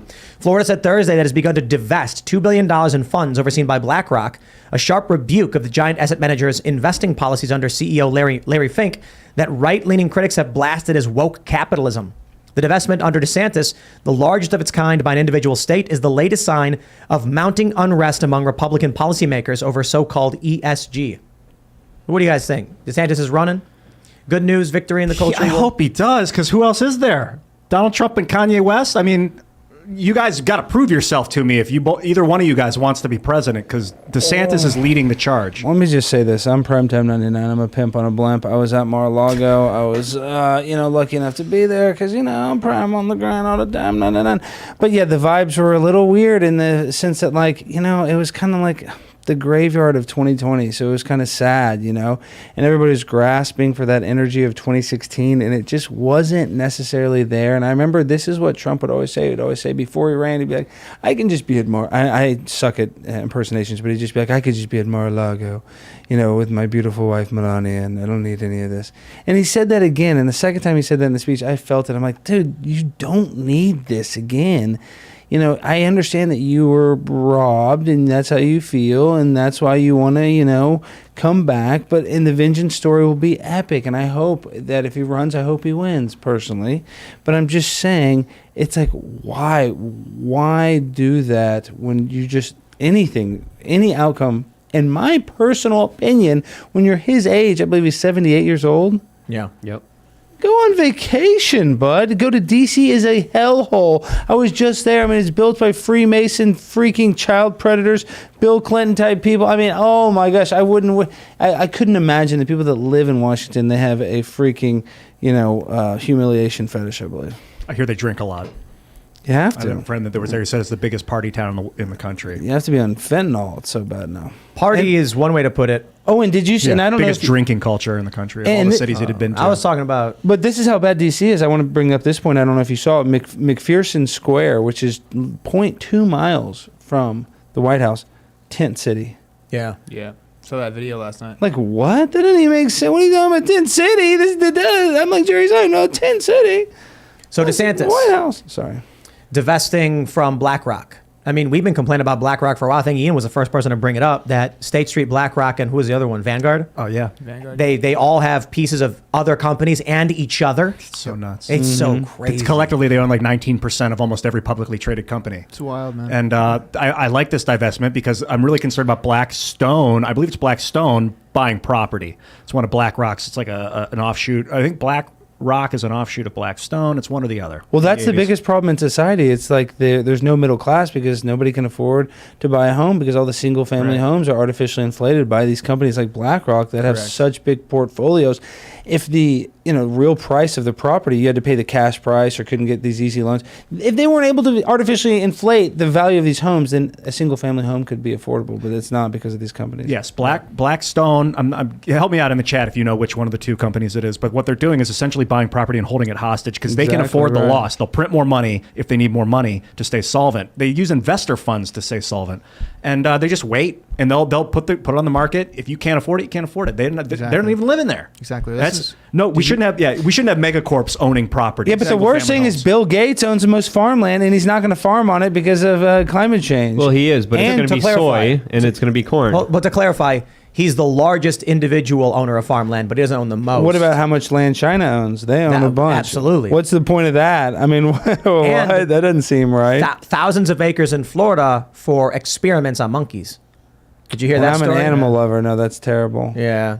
It's tough. There was the Neuralink story from Elon Musk came out. And this is why in the conservative side we're like, oh, Elon Musk is our hero, but he's literally a transhumanist that wants to put a chip in your brain so you can park your Tesla, potentially. So I mean, come on, that seems. And I'm not even hating on you, Elon. Good for you, but it's just he's not exactly our hero. I hope he is. I hope think prove me wrong. You don't want to Elon. park your Tesla with your brain? Well, I mean, if I could live forever, would you? If you could right now, if first, because you're a wealthy young man, they say, oh, you can live forever, Tim, but we're gonna plug into this your consciousness into this computer. You're gonna live forever. Being young until you die is like sounds like a good idea. Like having the body of a 24-year-old, but you'll still die when you're 78 or whatever.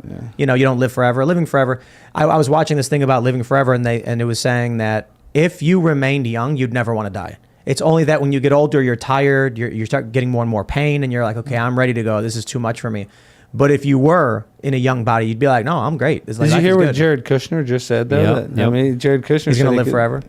He's taking care of his health right now because he plans on living forever. Imagine if women could have babies until they were like 300. If they just their systems just There'd stay be a lot of functional. babies. Yeah. That would be A good lot for of babies. the population regrowth if we need that. If we can expand, fertility ages and stuff, which we probably can. I forgot why I brought up Tesla, but it doesn't matter because the point you made is a lot better than the point Elon made. You said that he wants to put a chip in your brain so you can park your Tesla, which Yeah. is more likely to be what really happens. Whereas he was like, if you're paralyzed and your spine is broken, we can make you walk again. And if you're blind, even if you've never seen in your life, we can stimulate the visual cortex. And it's like, it sounds really, really awesome, but in reality, people are going to get it and they're going to park their Teslas. Yeah, he just announced. Yeah, so go ahead. We have these devices in our pockets that grant us access to the summation of human knowledge, and we use them to look at pictures of cats and argue with strangers. And he wants to make that time, the reaction time of operation, as as quick as possible. Because right now, I think he always talks about the milliseconds that it is the reaction time, but he wants to make it so it's just simultaneous thought, action, transhuman. You are a cyborg, cyberkinetically connected to your device. Well, he just announced human trials that are going to be beginning in a few months, where humans are going to be implanted with a microchip inside of their head.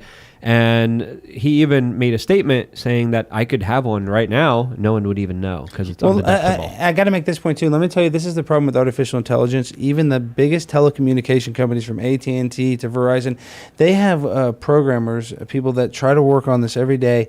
Artificial intelligence, so that when you call in, let's say you want to talk to customer service and you talk to a robot that tries to convince a human that it's actually a robot, and overwhelmingly 99.99999% of people realize that they are talking to a robot, so they cannot even artificially recreate a conversation with a robot, not in person. So the idea that we can just artificially create another human, that's insane. But they can use algorithmic technology to basically use guessing, whatever, simulated guess. Yeah. Exactly. Elon said he's going to get the chip. I think in that reveal, he's like, yeah, I'll be. I think he was indicating he'll be getting it, and I think the first tweet. Elon will be the first one that tweets from his brain. It'll say his tweet, and then it'll say, it says tweet from iPhone. It'll say from iPhone or it'll say from Elon Musk's brain. And you know what the tweet will say? The actual text? Yes. Hello world. Oh, that's a good one. Or It'll say brain hello fart.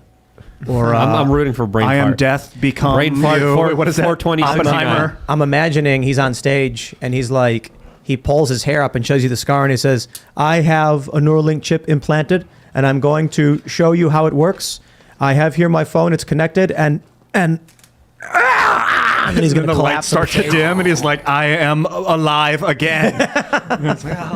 I was just saying it was going to singe his brain and then he was going to collapse. Dude's but going to be that too. tweeting from his brain.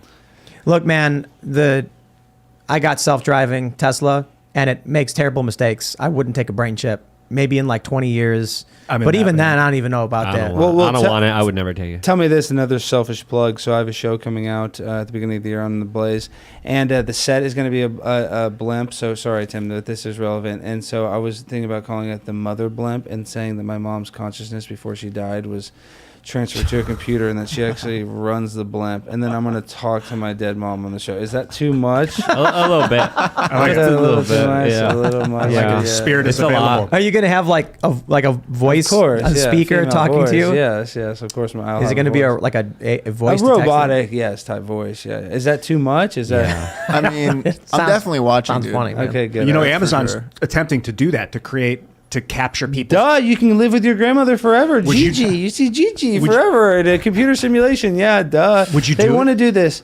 Would I do it? No, I mean, it's like buying a picture frame of your mom you can look at, like a digital picture frame. Like I'm saying, they want to make a VR where you have some sort of spirit. I don't know. I mean, it would feel weird, but it's like a sex doll or something. I wouldn't buy that, never have sex with that. So Would you do BrainLink, neural net? would I do Yeah, that are you interested personally? in it? No, I would not. No, I think that's like, and I'm not even some super religious person, but that's like the transhumanist satanic thing. Now, as soon as you do that, you die. I feel like Just because. Oh, we're gonna say. Well, I just think that's like the last.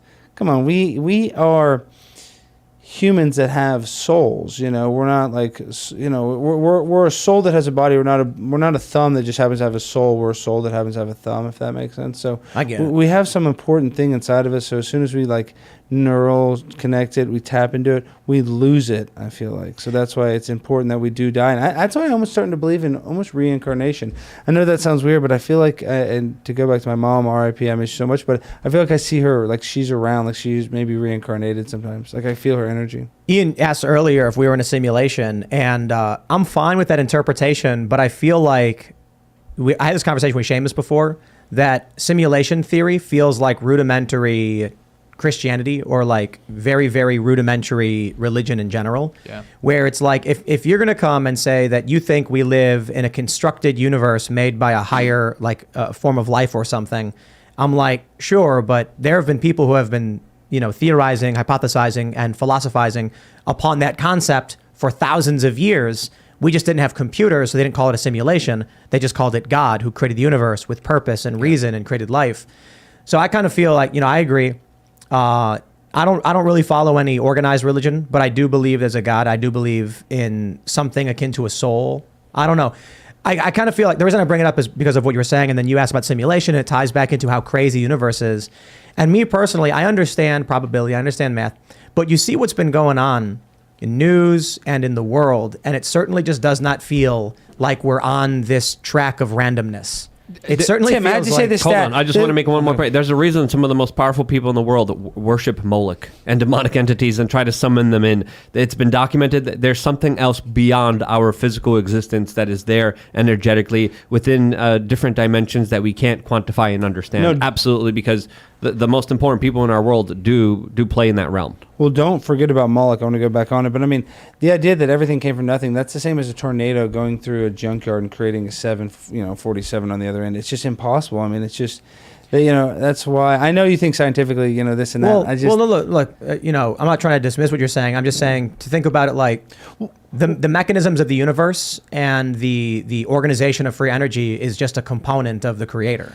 Yeah, I know, and that's why I think there just has to be a creator. And I don't even want to try to sound like a Bible banger, but they'll even tell you that, like, you know, if a trillion monkeys punched, you know, on a trillion keyboards, that they would be able to write Shakespeare. That's not possible. Right.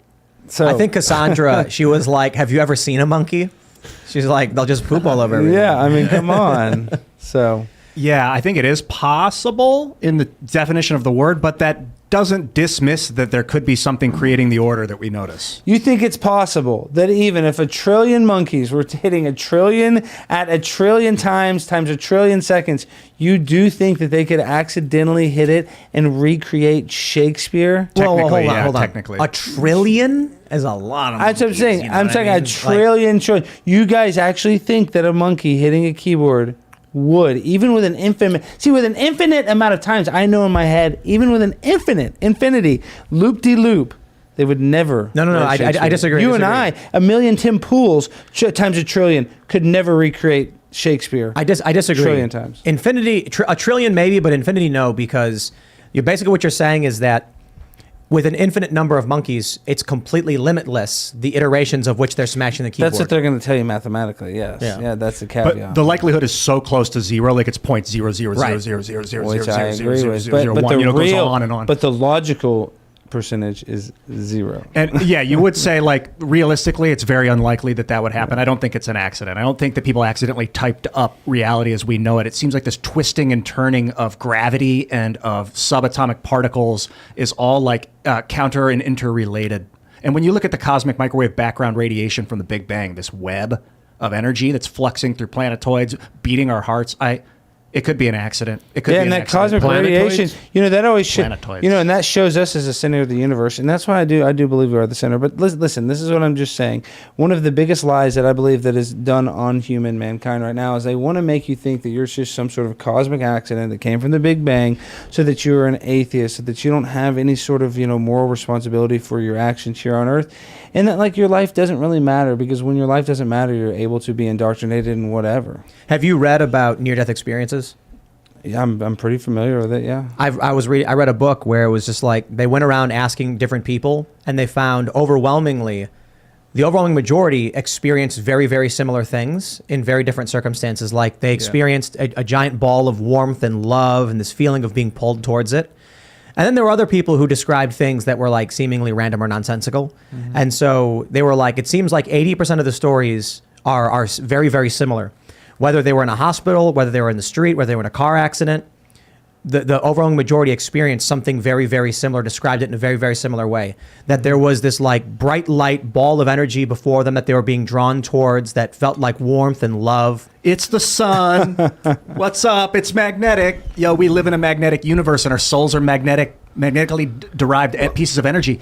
And the sun is yanking us towards it and our bodies are anchoring it to the earth, our bones. But when your bones aren't anchoring it anymore, man, your soul's free to roam. Something weird is going on. Okay, so what are we going to do about these chips? I'm freaking out. I got to know, Alex, before we move on, what do you think is the purpose of humanity? I mean, is there a purpose for us? I almost feel like we are just entertainment for the creator at this point. We're like the Jerry Springer. It's like, oh my gosh, look at this Alex Stein call AOC a big booty Latina, and it's going to make people go insane. I think it's a sorting algorithm as a rudimentary way to describe it. You know, we talk about heaven and hell. I was looking at a comic. It was a Far Side comic, and there was a cow standing before two pathways, and they both went to the grinder or whatever it's called, like the processing plant. And it was like choose wisely. I can't remember exactly what the comic was, and I started thinking about it, and I was like, when you're here on Earth, the way we view it, the way I was taught it religiously, is that it's like be good and you can go to the kingdom of heaven, be bad and you'll suffer for eternity. And then I've talked to people who are like believe in simulation theory. And then I was like to my more secular friends, think of it like a sorting algorithm. Don't think of it like being deemed worthy. Think of it like we're here on Earth, and it's not so much that you are good or bad. It's you're being sorted. We don't want these, they go here. We do want these, they come here. And the idea is that you want to go to the place where the creator wants you to be. Like you don't got to put the emotion into it. I'm just saying it feels like we're here on Earth with free will to make decisions, to live our life. This is just how I see things. And then to try and do the best we can for creation, for the organization, for expansion of humanity. All this good, the things that we describe as generally good. And then when we die, our soul is sorted into the good side. Like, okay, this soul on Earth, they did good. We're sorting that into good. This one did bad. We're sorting it to bad. It's just simple, like, there you go. Yeah. I would say with the way that the universe and nature, with the way that they usually work, if there's demons, which your politicians believes that there's demons out there, there has to be angels. So I think there's a lot of different things that we don't understand. I don't think we're supposed to understand it. I think this is a big test. I think it's a big challenge, and you got to prove yourself. And all right, entertain us. Eat all three chips. I think you should. Actually, I think you should do it for the members only. I got two questions. Members only, and I don't mind doing it for that. Which direction are we headed? Moloch or blue chips? You can say blue chips. Oh, no, we should go after Moloch because that is what, it kind of ties the Alex Jones stuff, and that's one of the things that he exposed was going to the Bohemian Grove, where he was able to go in there and they do an actual sacrifice of a they use like an idol, a fake baby, and they mock child sacrifices. Yes, to Moloch, which is a big light it on fire. Yeah, and see, that's what I talk about too. I talk about this, and I don't know if I said this last time, but like their plan, the evil people that rule the world, it's literally out of the Bible. Not that they believe in the Bible; these are actually Satanists. Like I actually believe Barack Obama is a gay Muslim, but for neither here nor there. I'm not here to talk about that. What I'm saying, it comes out of the Bible. It's Genesis chapter 11, verse 9. You flip that, Tim, 9:11. Getting weird. What is that? That's the story of the Tower of Babel. In that story, Nimrod wants to build a kingdom. Wants to build a tower to the kingdom of heaven to kill God, and God makes everybody speak different languages, and they break up in different tribes. So they want to reverse engineer that plan. People like Hillary Clinton, the people that supposedly drink the quote unquote blood of whatever. Adrenochrome. Yeah, we can't say that. I don't know if we can say that. You can't. It's oxidized adrenaline. Okay, oxidized adrenaline. I don't know if that's true. But, well, I don't know. But this is quote unquote in a video game Minecraft version. This is Call of Duty. We're talking about Call of Duty.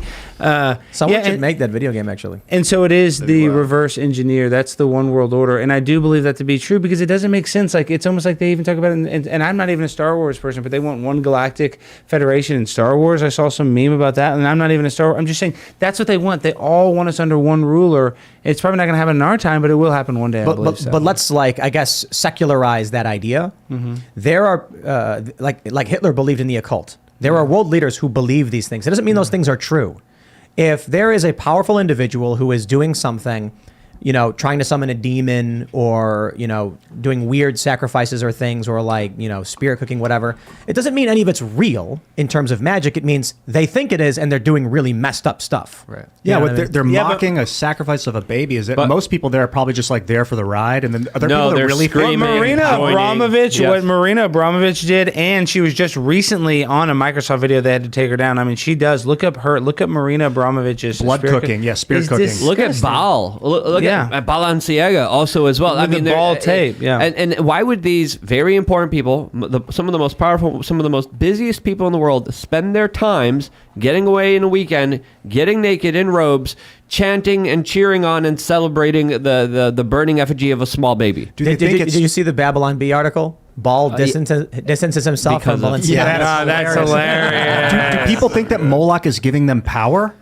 I'm sure. Probably, yeah. Yeah. Like, you got to get Klaus Schwab and all these people on here, and then you got to ask them themselves. See, like they like Aleister Crowley, and Aleister Crowley used to do this like gimmick where he would, in New York City, he would start mimicking somebody's walk. He would like walk all weird, and then all of a sudden, like so let's say somebody in front of him was walking weird, and then all of a sudden Aleister Crowley would fall, and then the guy would fall, and then everybody watching is like, oh my gosh, he's Satanist. He channeled that, and really the guy was like in on the gimmick, and everybody was It was all- totally it was all bamboozled. And then that like Aleister Crowley would go and he would do a party trick, quote unquote, where he'd get like he would smell people's breath and have the person with the nastiest breath spit in his mouth. So like this is a person that they worship, Aleister Crowley. Like that's the leader of these Satanists. So that's like how sick these people are. That Hitler was even looking up to. Yeah, no, Aleister Crowley, they all particularly. love Aleister Crowley. Yep. What about Rasputin? Was he involved in that kind of stuff? I'm not. Well, a Hitler was an Rasputin occultist. expert, A lot of people don't know this, and he was also a part of a secret society. Was it the Talmud Society that he was a part of? But Hitler used to do a lot of weird, crazy, satanic, occultist stuff that a lot of people don't even know about. So, Yeah, like- and but I'll tell you, I was- but I got to say this. I actually got to get this for $1,299. You can send me your credit card, and you can join the Church of Scientology. L. Ron Hubbard. We're going to get you on a Dianetics program if you want to go clear. Is that what they call it? Yeah, that's Going what clear? we call it. Yes. Are you going kidding? clear. So don't you're not- insult the man So and you're his not, religion. you don't like Dianetics, Tim? Okay, first of all, guys, Whoa, this whoa, is what did I the say? What only did I say? way. L. Ron Hubbard is our creator. Xenu is our galactic overlord. We live for 1 billion years. If you're willing to sign the 1 billion-year contract with the Sea Org, which I did, one of the best agreements I've ever been a part of. It's a one-way type deal, but it's still really good for them.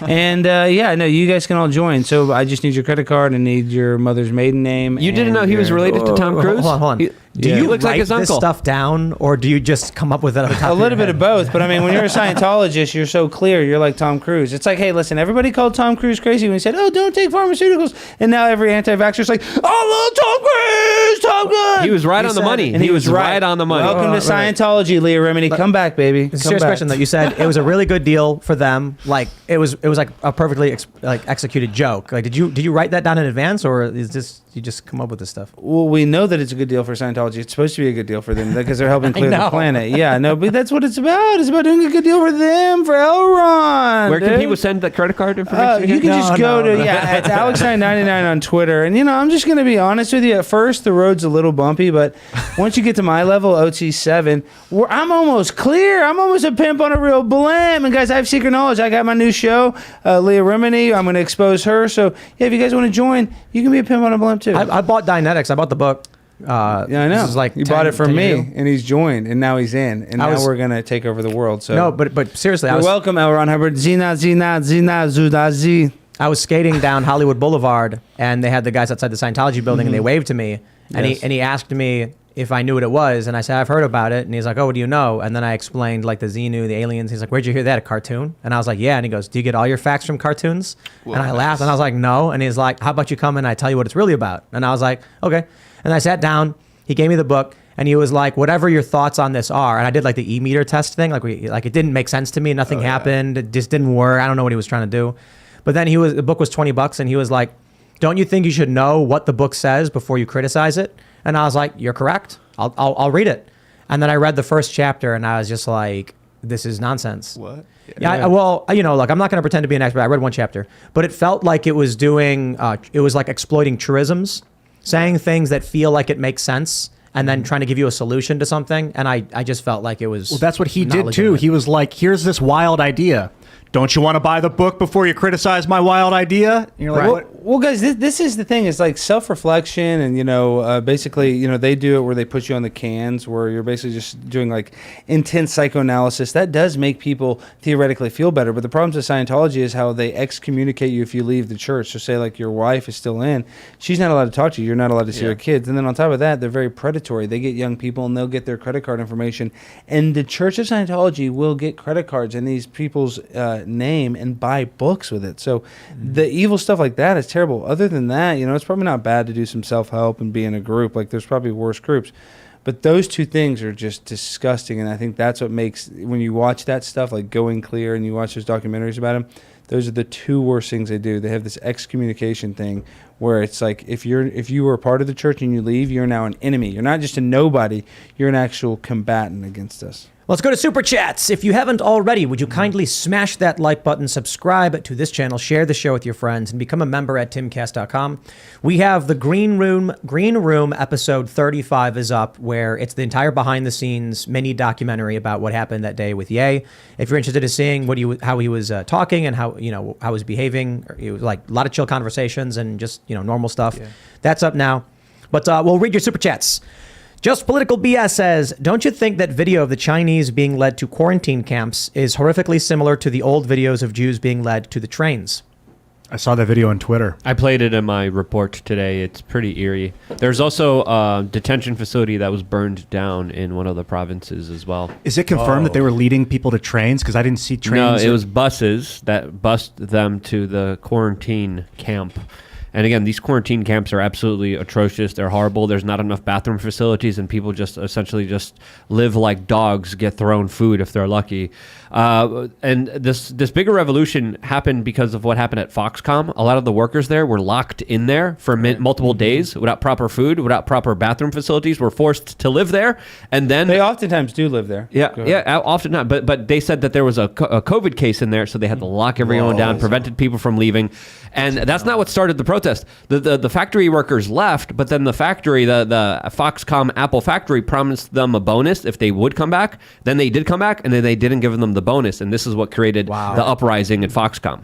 If you want to be upset with the danger of Nazism, look at people that are busing people into quarantine camps right now. Yeah, if you want to have a real conversation about totalitarianism and fascism, let's look at what's happening in China. Well, it's as simple as this: is once you start trading your literal freedom for safety, you end up with neither. So that's what happens in China, guys. They're not going to have either. Chris K says, wonder if Ye has fallen into the crazy Canadian mind control expert. He did warn Ye to chill or he would regret it. There's another in the same vein. Salty Larry says, that story about his trainer threatening to drug him, I'm beginning to wonder if he did get psyoped. He laid a stink bomb with Trump, then Timcast, and now Jones. It's like a planned demolition. Some people have been super chatting and commenting that it feels like Ye is sabotaging elements of the right as Trump announces. As if but it's that's like a what they planned say thing. about me. They say that for everybody. I'm not saying it's They true. probably say that about you. They say that. That's just, they're just looking at something to complain about. I don't think that's the case. If anything, he probably actually makes more people based in reality, even if they don't agree with us more so. I actually do believe he brings more people to the populist movement than, like, let's say if it was freaking some weird leftist celebrity ran, if that makes sense. All right, Cooler says it's refreshing and frustrating how Ian seems to be the only one who understands how a mental illness works. Not an excuse, but people need to understand. I think I've went through it firsthand, kind of. Like, it was like marijuana-induced psychosis, but it was also I was making a lot of internet videos and watching my own eyes and believing my own shit. Like, when you become what you think you are, you can become anything, and it can make you really, really crazy. So I've been there. I know what it's like to have 1,000 people all telling you you're great, and then going along with that ride and like getting twisted. And I want to be there for people that might be experiencing that, because it was very lonely at the time. And I got to make this point too. And somebody, I forget this guy that said it about me, but it's like, 1,000 people say something good, you only hear the one person that says something bad. Yeah. It's and that can drive you insane too. Yeah. So Definitely. you need friends. The key is friendship. It's lonely at the top, as they say. Yeah, you need people to tell you that you're acting out of line and to be there for you and listen. Tim can't even go to Olive Garden. Which is a travesty because What the do you mean? breadsticks. Well, you're worried that they might do something to your food. Is that Not correct? out here. I don't think here. Out here, Okay, so now you can go to Olive Garden and get unlimited breadsticks. I didn't know that, so now I'm less sympathetic to you, Tim. Good for you. like when you go to so it's a mixed bag.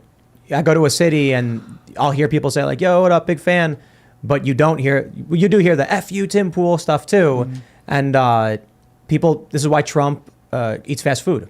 Because he walks in and they see the burgers already done and made, they can't screw with it. You know, so it's safer for them. So that's a harsh reality, man. Are some cities breadstick friendly and some cities not breadstick friendly? I'm not gonna eat the glutens, the starchy carbs. I know, but if it's your wedding Olive night, Garden is good, that's man. what I'm saying. If it's I do just like Olive Garden. Your last meal, you're on death row. Oh, they used to have the Olive Garden. I used to go to pesto sauce. They got rid of it. I don't know if the other one. I think they still have pesto. I believe It's so good. The creamy pesto sauce. Just Everything give me the is endless just pasta bowl. And just, delicious. no, I really do. I would rather have just like a ribs or something. You know. But Diego, the manager at the Olive Garden on Technology Boulevard, if you're watching this, fuck you, dude. What did Diego do? I don't want to talk about it. I got in a little trouble taking some breadsticks home, and now they're trying to exclude me. Oh, now I can yeah. only order online. Unlimited And doesn't so even now I used to be take able to do in the car, and now Diego's like, "Oh no, don't deliver to that." They know my Forerunner, and so if you're watching this, Diego, I was so chill with you, dude. At your daughter's quinceañera, remember I bought her that pinata? I don't want to get into it. Let's I go. remember make when amends. you were talking about it, man. That's our Yeah, I'm gonna clip this and email it to him because he only does email. All right. Tyler B says, clearly Ye is purposefully self-destructing to ruin his brand, most likely to get back at his handlers who threatened to lock him up and drug him. They were greedy, and the only way out is scorched earth. Maybe there are a lot of people who got rich off of Ye, right? And this is true for anybody. When you're getting big, there are people around you that'll like work with you, that'll do business dealings with you because you don't do it by yourself.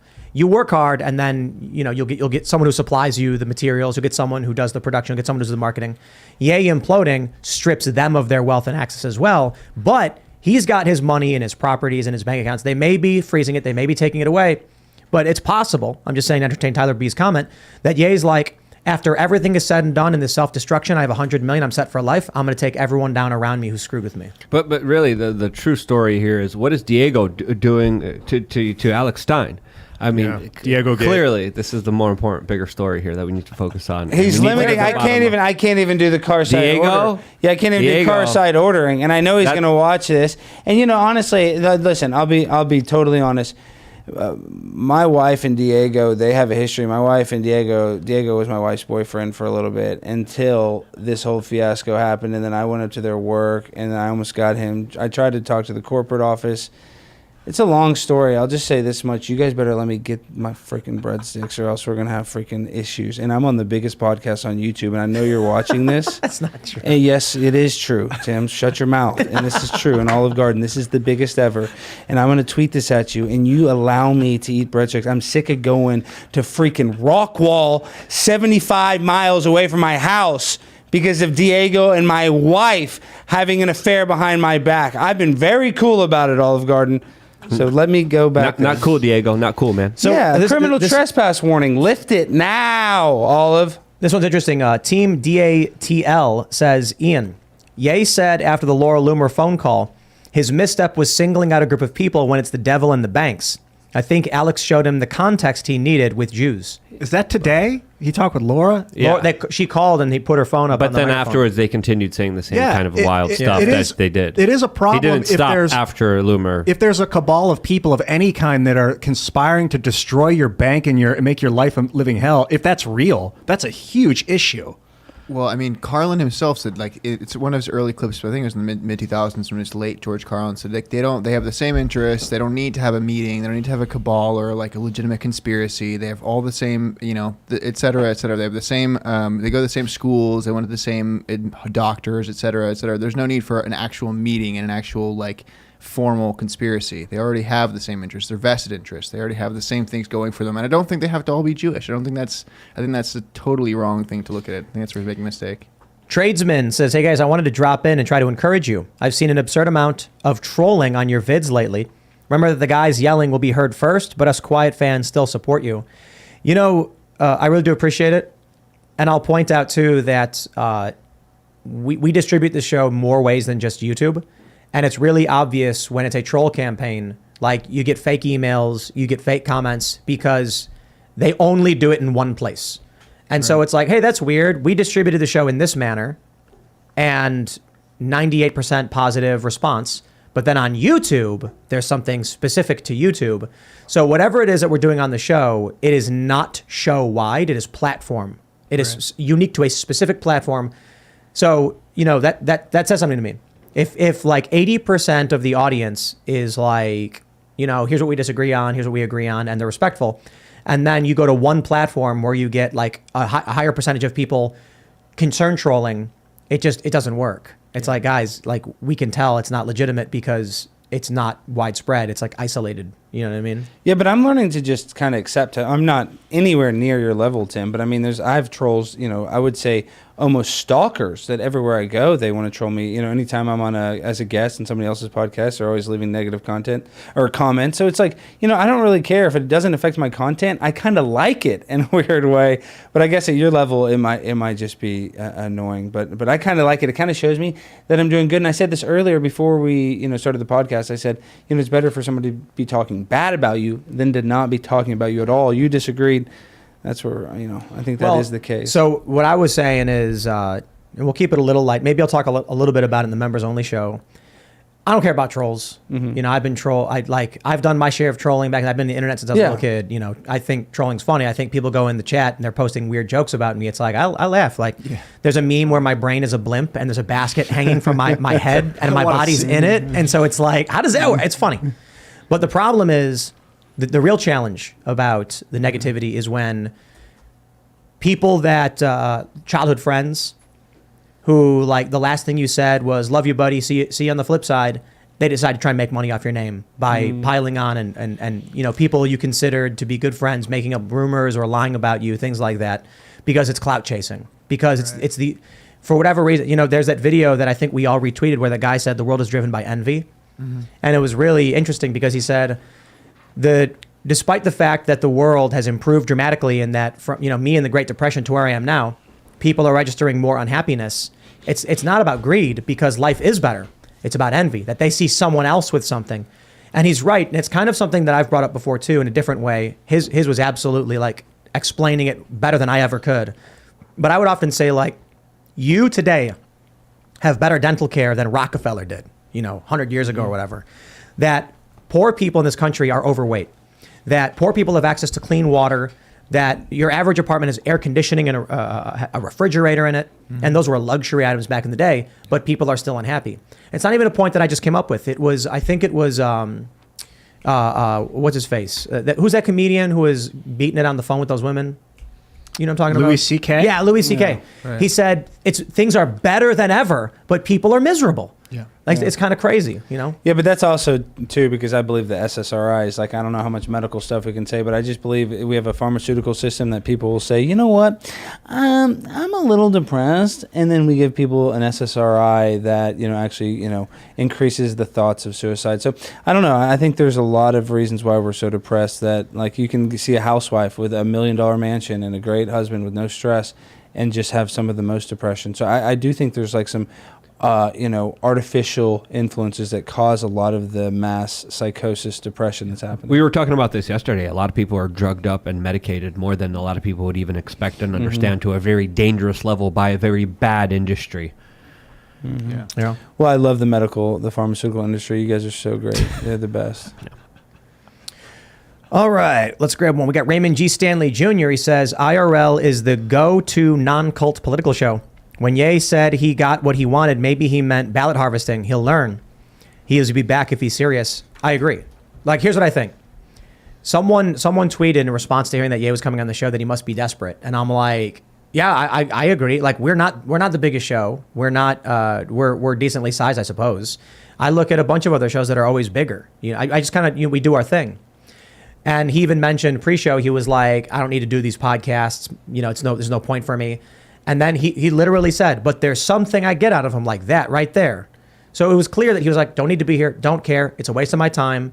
Ballot harvesting was beneficial to me. And then he got up and left. Yeah. Yeah, the campaign, He did it to see if he could boost his campaign. I think that's the whole point, is to get He more didn't- he people didn't to even join wanna- his Yay 24. He did And not then even, totally destroy it on Alex Yeah, Jones. but hold on, that was, I Ian. think, why they came. We before the show said, let's talk about the campaign, and they were like, yes, of course. And then the first thing he does is say, we're not talking, like, no, and he changes the subject. Then he gets up and walks out.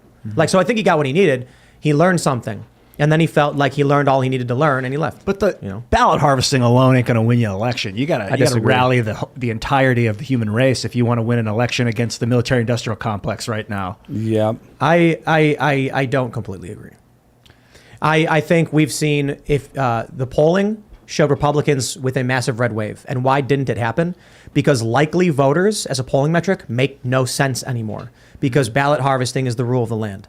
That's it. So now you've got non-likely voters voted, and so all the polls about who's likely to vote didn't make sense. And they're like, how did that happen? It's because of ballot harvesting. How many states was it? 39 states again? 39 states, it's legal.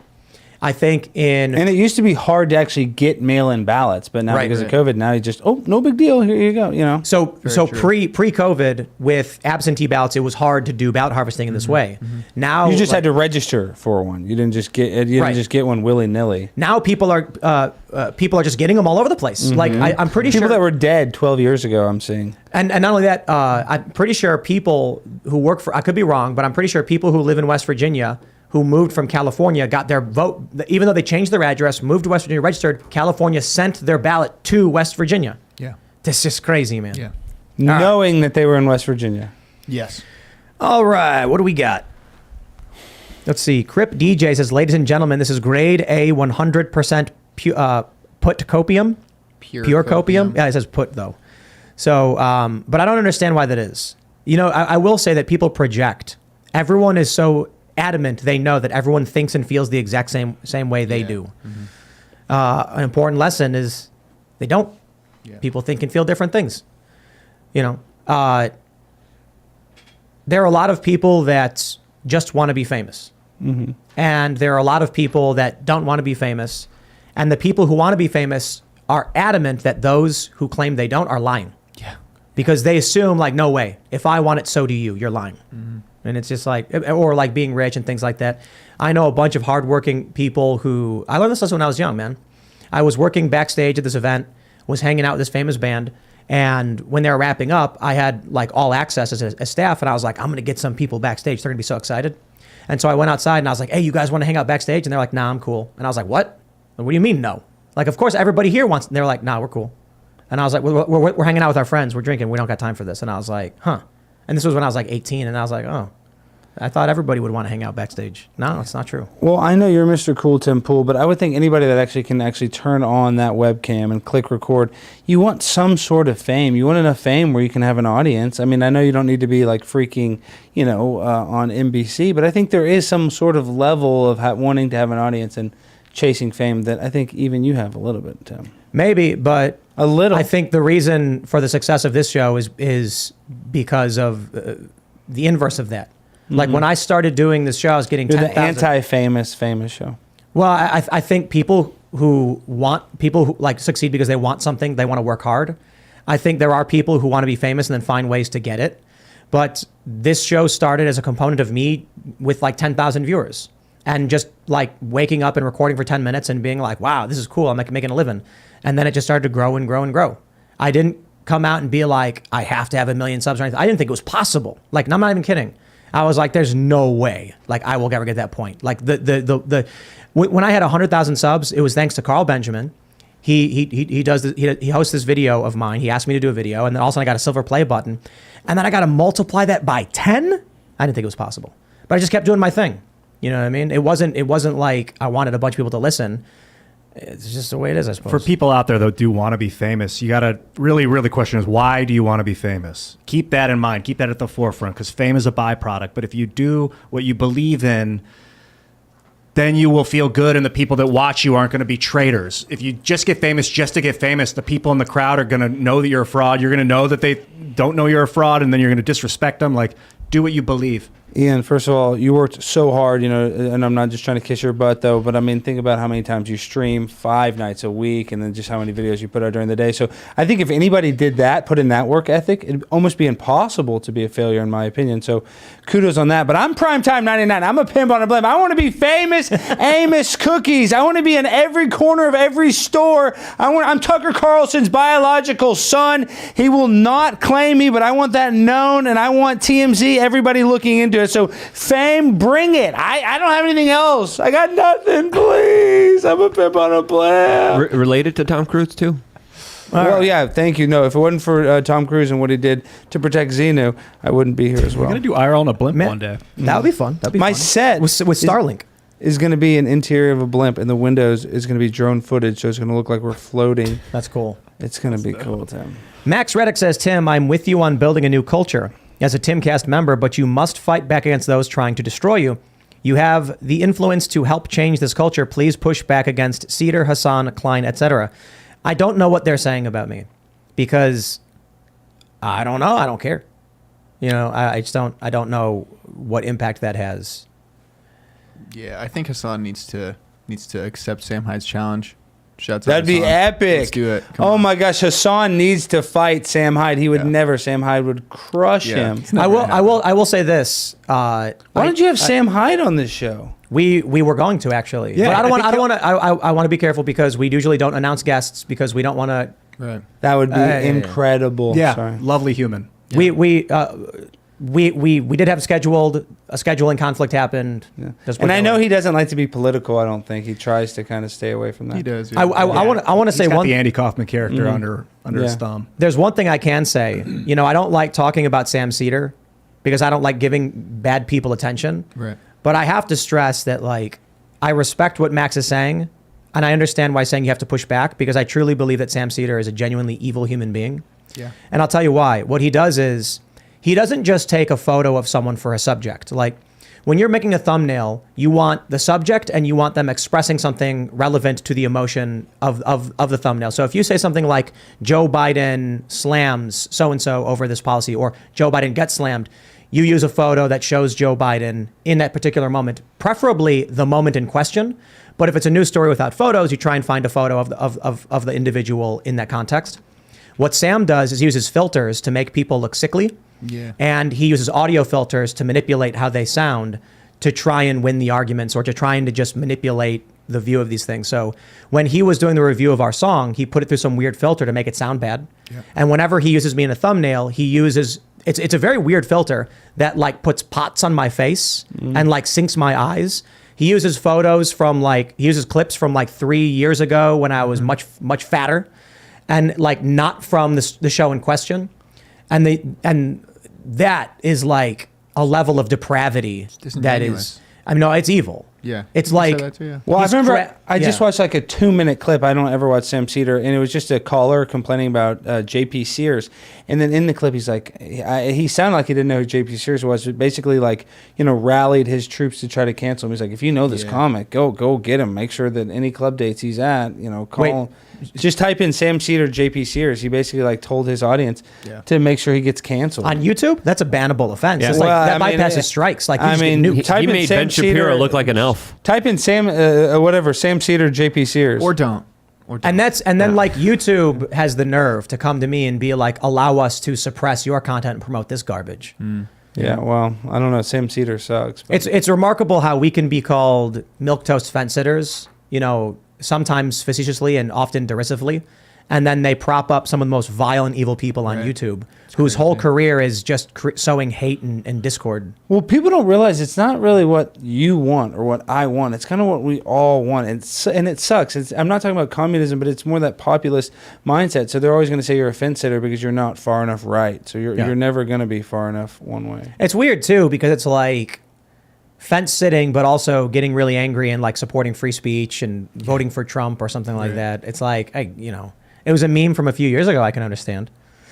But, whatever. I don't care. People can call me whatever they want. All right. Can we get a few more? Hybrid says, Ian, I feel the same way about this being the apocalypse.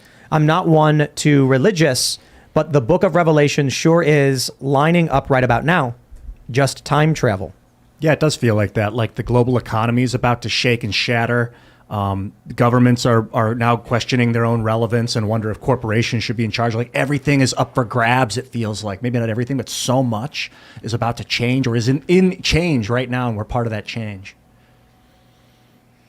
Buffalo Bill says Timcast is staged like WWF. No lie. First of all, Buffalo Bill, they changed it to WWE. Yeah. And as I mentioned already, I have here a script that Jack Posobiec personally delivered before the show, so we all had our lines. Yeah. That's right. Jack Posobiec, 2 hours before the show, gives us our lines. Everything we're saying right now is actually scripted. We study them, and we're all so smart that we memorize 100, 200-page script, a personal script, and then do it per show. Well, I have the neural link from Elon. Oh, that's how you did it? That's how I do it. Mine. You don't want to know what Ian does and where he He's puts the his, anal, he's the and anal where he link. puts his transponder. I'm very sensitive to criticism. All right. Persistence over resistance, says Tim. Who really funds Timcast? I know you have money, but I don't think you have the money necessary to fund an operation like Timcast. So who really funds Timcast? Same people who fund AJ. 100% owned and operated by me and funded by viewers like you. That is a fact. There's no investors. There's no patrons. I think we have like a handful of people who give us $500 a month. Because if you go to sign up for Timcast, there's like an option to give more to be a gift. A large amount of people give 25, and then most people just give $10 as memberships, and that's it. That's the only way we're funded, and we use multiple payment processors, so we can track all of it. And I should say, like, we know who our customers are, and we email with members when they have issues. And this is the craziest thing. I don't understand why people can't believe it. They can't believe that this is all organic. Yeah. Don't ask me why. I don't know. Yeah. But sorry. Just one more thing on this. People are like, they either accuse me of being extremely arrogant, but at the same time are making the argument that I single-handedly built up this company and the revenue stream and all that, which must be impossible to do. So I'm like, which is it? Did I accomplish something that's crazy, or am I arrogant and funded by the feds? Well, I'll just tell you my opinion. You know, I know there's people that are. We talked about it just for a second. You know, like Adam Krigler and Anomaly. I'm not even. People that are throwing shots at you. And I've always been a loyalist to you because you've been a loyalist to me. And I think that you're a stand-up guy. And I think that in their circumstances that you've done nothing egregious. So I just think, Tim, that's going to come with the territory of being the top guy on YouTube. And I know you don't like to think of yourself as that. But I just think some people are going to, come after you, and that's just, it is what it is. But I mean, like, I can think of a handful of podcasts that get more views. Even leftist podcasts get more views. Yeah, but it's not about that. I'm just saying, I don't think it's a personal attack. But there's people that are that have said stuff about you, and I think it's unfair is what I'm trying to say. I appreciate it, man. We'll elaborate on that in the members only show. There's a lot to talk about, especially eating those chips. So if you haven't already, would you kindly smash that like button, subscribe to this channel, share the show with your friends, become a member at timcast.com for two big reasons. One, we have the behind the scenes. It's called the Green Room. It's the show where our guests are just kind of hanging out and talking to us. This one was a bit more elaborate because we actually flew out to meet with them as they traveled here, and it's 23 minutes long. So it's a mini documentary where Chris and Aaron are explaining how it went down because they were with them. They ate food with them at Matsutake. And then we're going to have this insane video where Alex eats one chip challenge. So smash that like button. You can follow the show at Timcast IRL. You can follow me at Timcast. Alex, you want to shout anything out? Just Alex Stein 99 on Twitter, Primetime Stein on Instagram. If you can't find me, you ain't looking very hard. Alex, thank you so much for coming out. This was a great, entertaining show. My YouTube channel is We Are Changed. Thank you so much for the Tupac shirt. This brought me back a lot of memories because about 10 years ago, I was interviewing David Icke at Occupy Wall Street, and there was a black guy behind me in the video. Someone clipped that video and made a separate video, and I think it has millions or tens of millions of views with the caption, "Tupac is alive," as Tupac was behind me. So this brought back a lot of memories. And 8 years ago, me and Mark Dice hit the streets of San Diego, and we went out there and told people that Tupac was alive, that there was a press conference, and everyone was like, "Oh my God, it's amazing. I knew it was true. I believed it." So that video is also available on my YouTube channel, youtube.com/wearechange.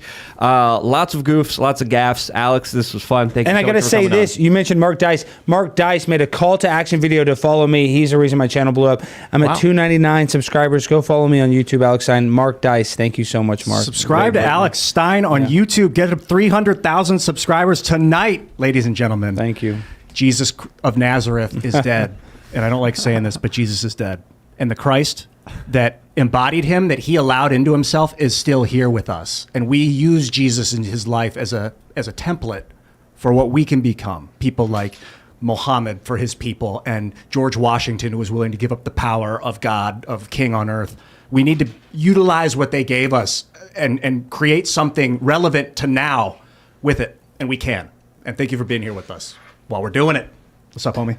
Hey, I want to say thanks very much for this Whitney Houston thing. I'm a big house music fan. I really appreciate that. It's not Whitney Houston. That's what's the real name? Trans. Thank you. It's Trans the Whitney transition. Houston. Yes. That's yes. a violation on YouTube. Yes. Oh, okay. Trans Whitney Houston. Pardon me, Susan. Don't axe this. Yeah, thanks, guys. I'm at Serge.com pretty much everywhere. You can follow me. Again, I want to thank Tim for the opportunity to be here and doing the show. It gets better every day. It's wild. All right, everybody. We will see you all over at timcast.com. Thanks for hanging out. Cheers.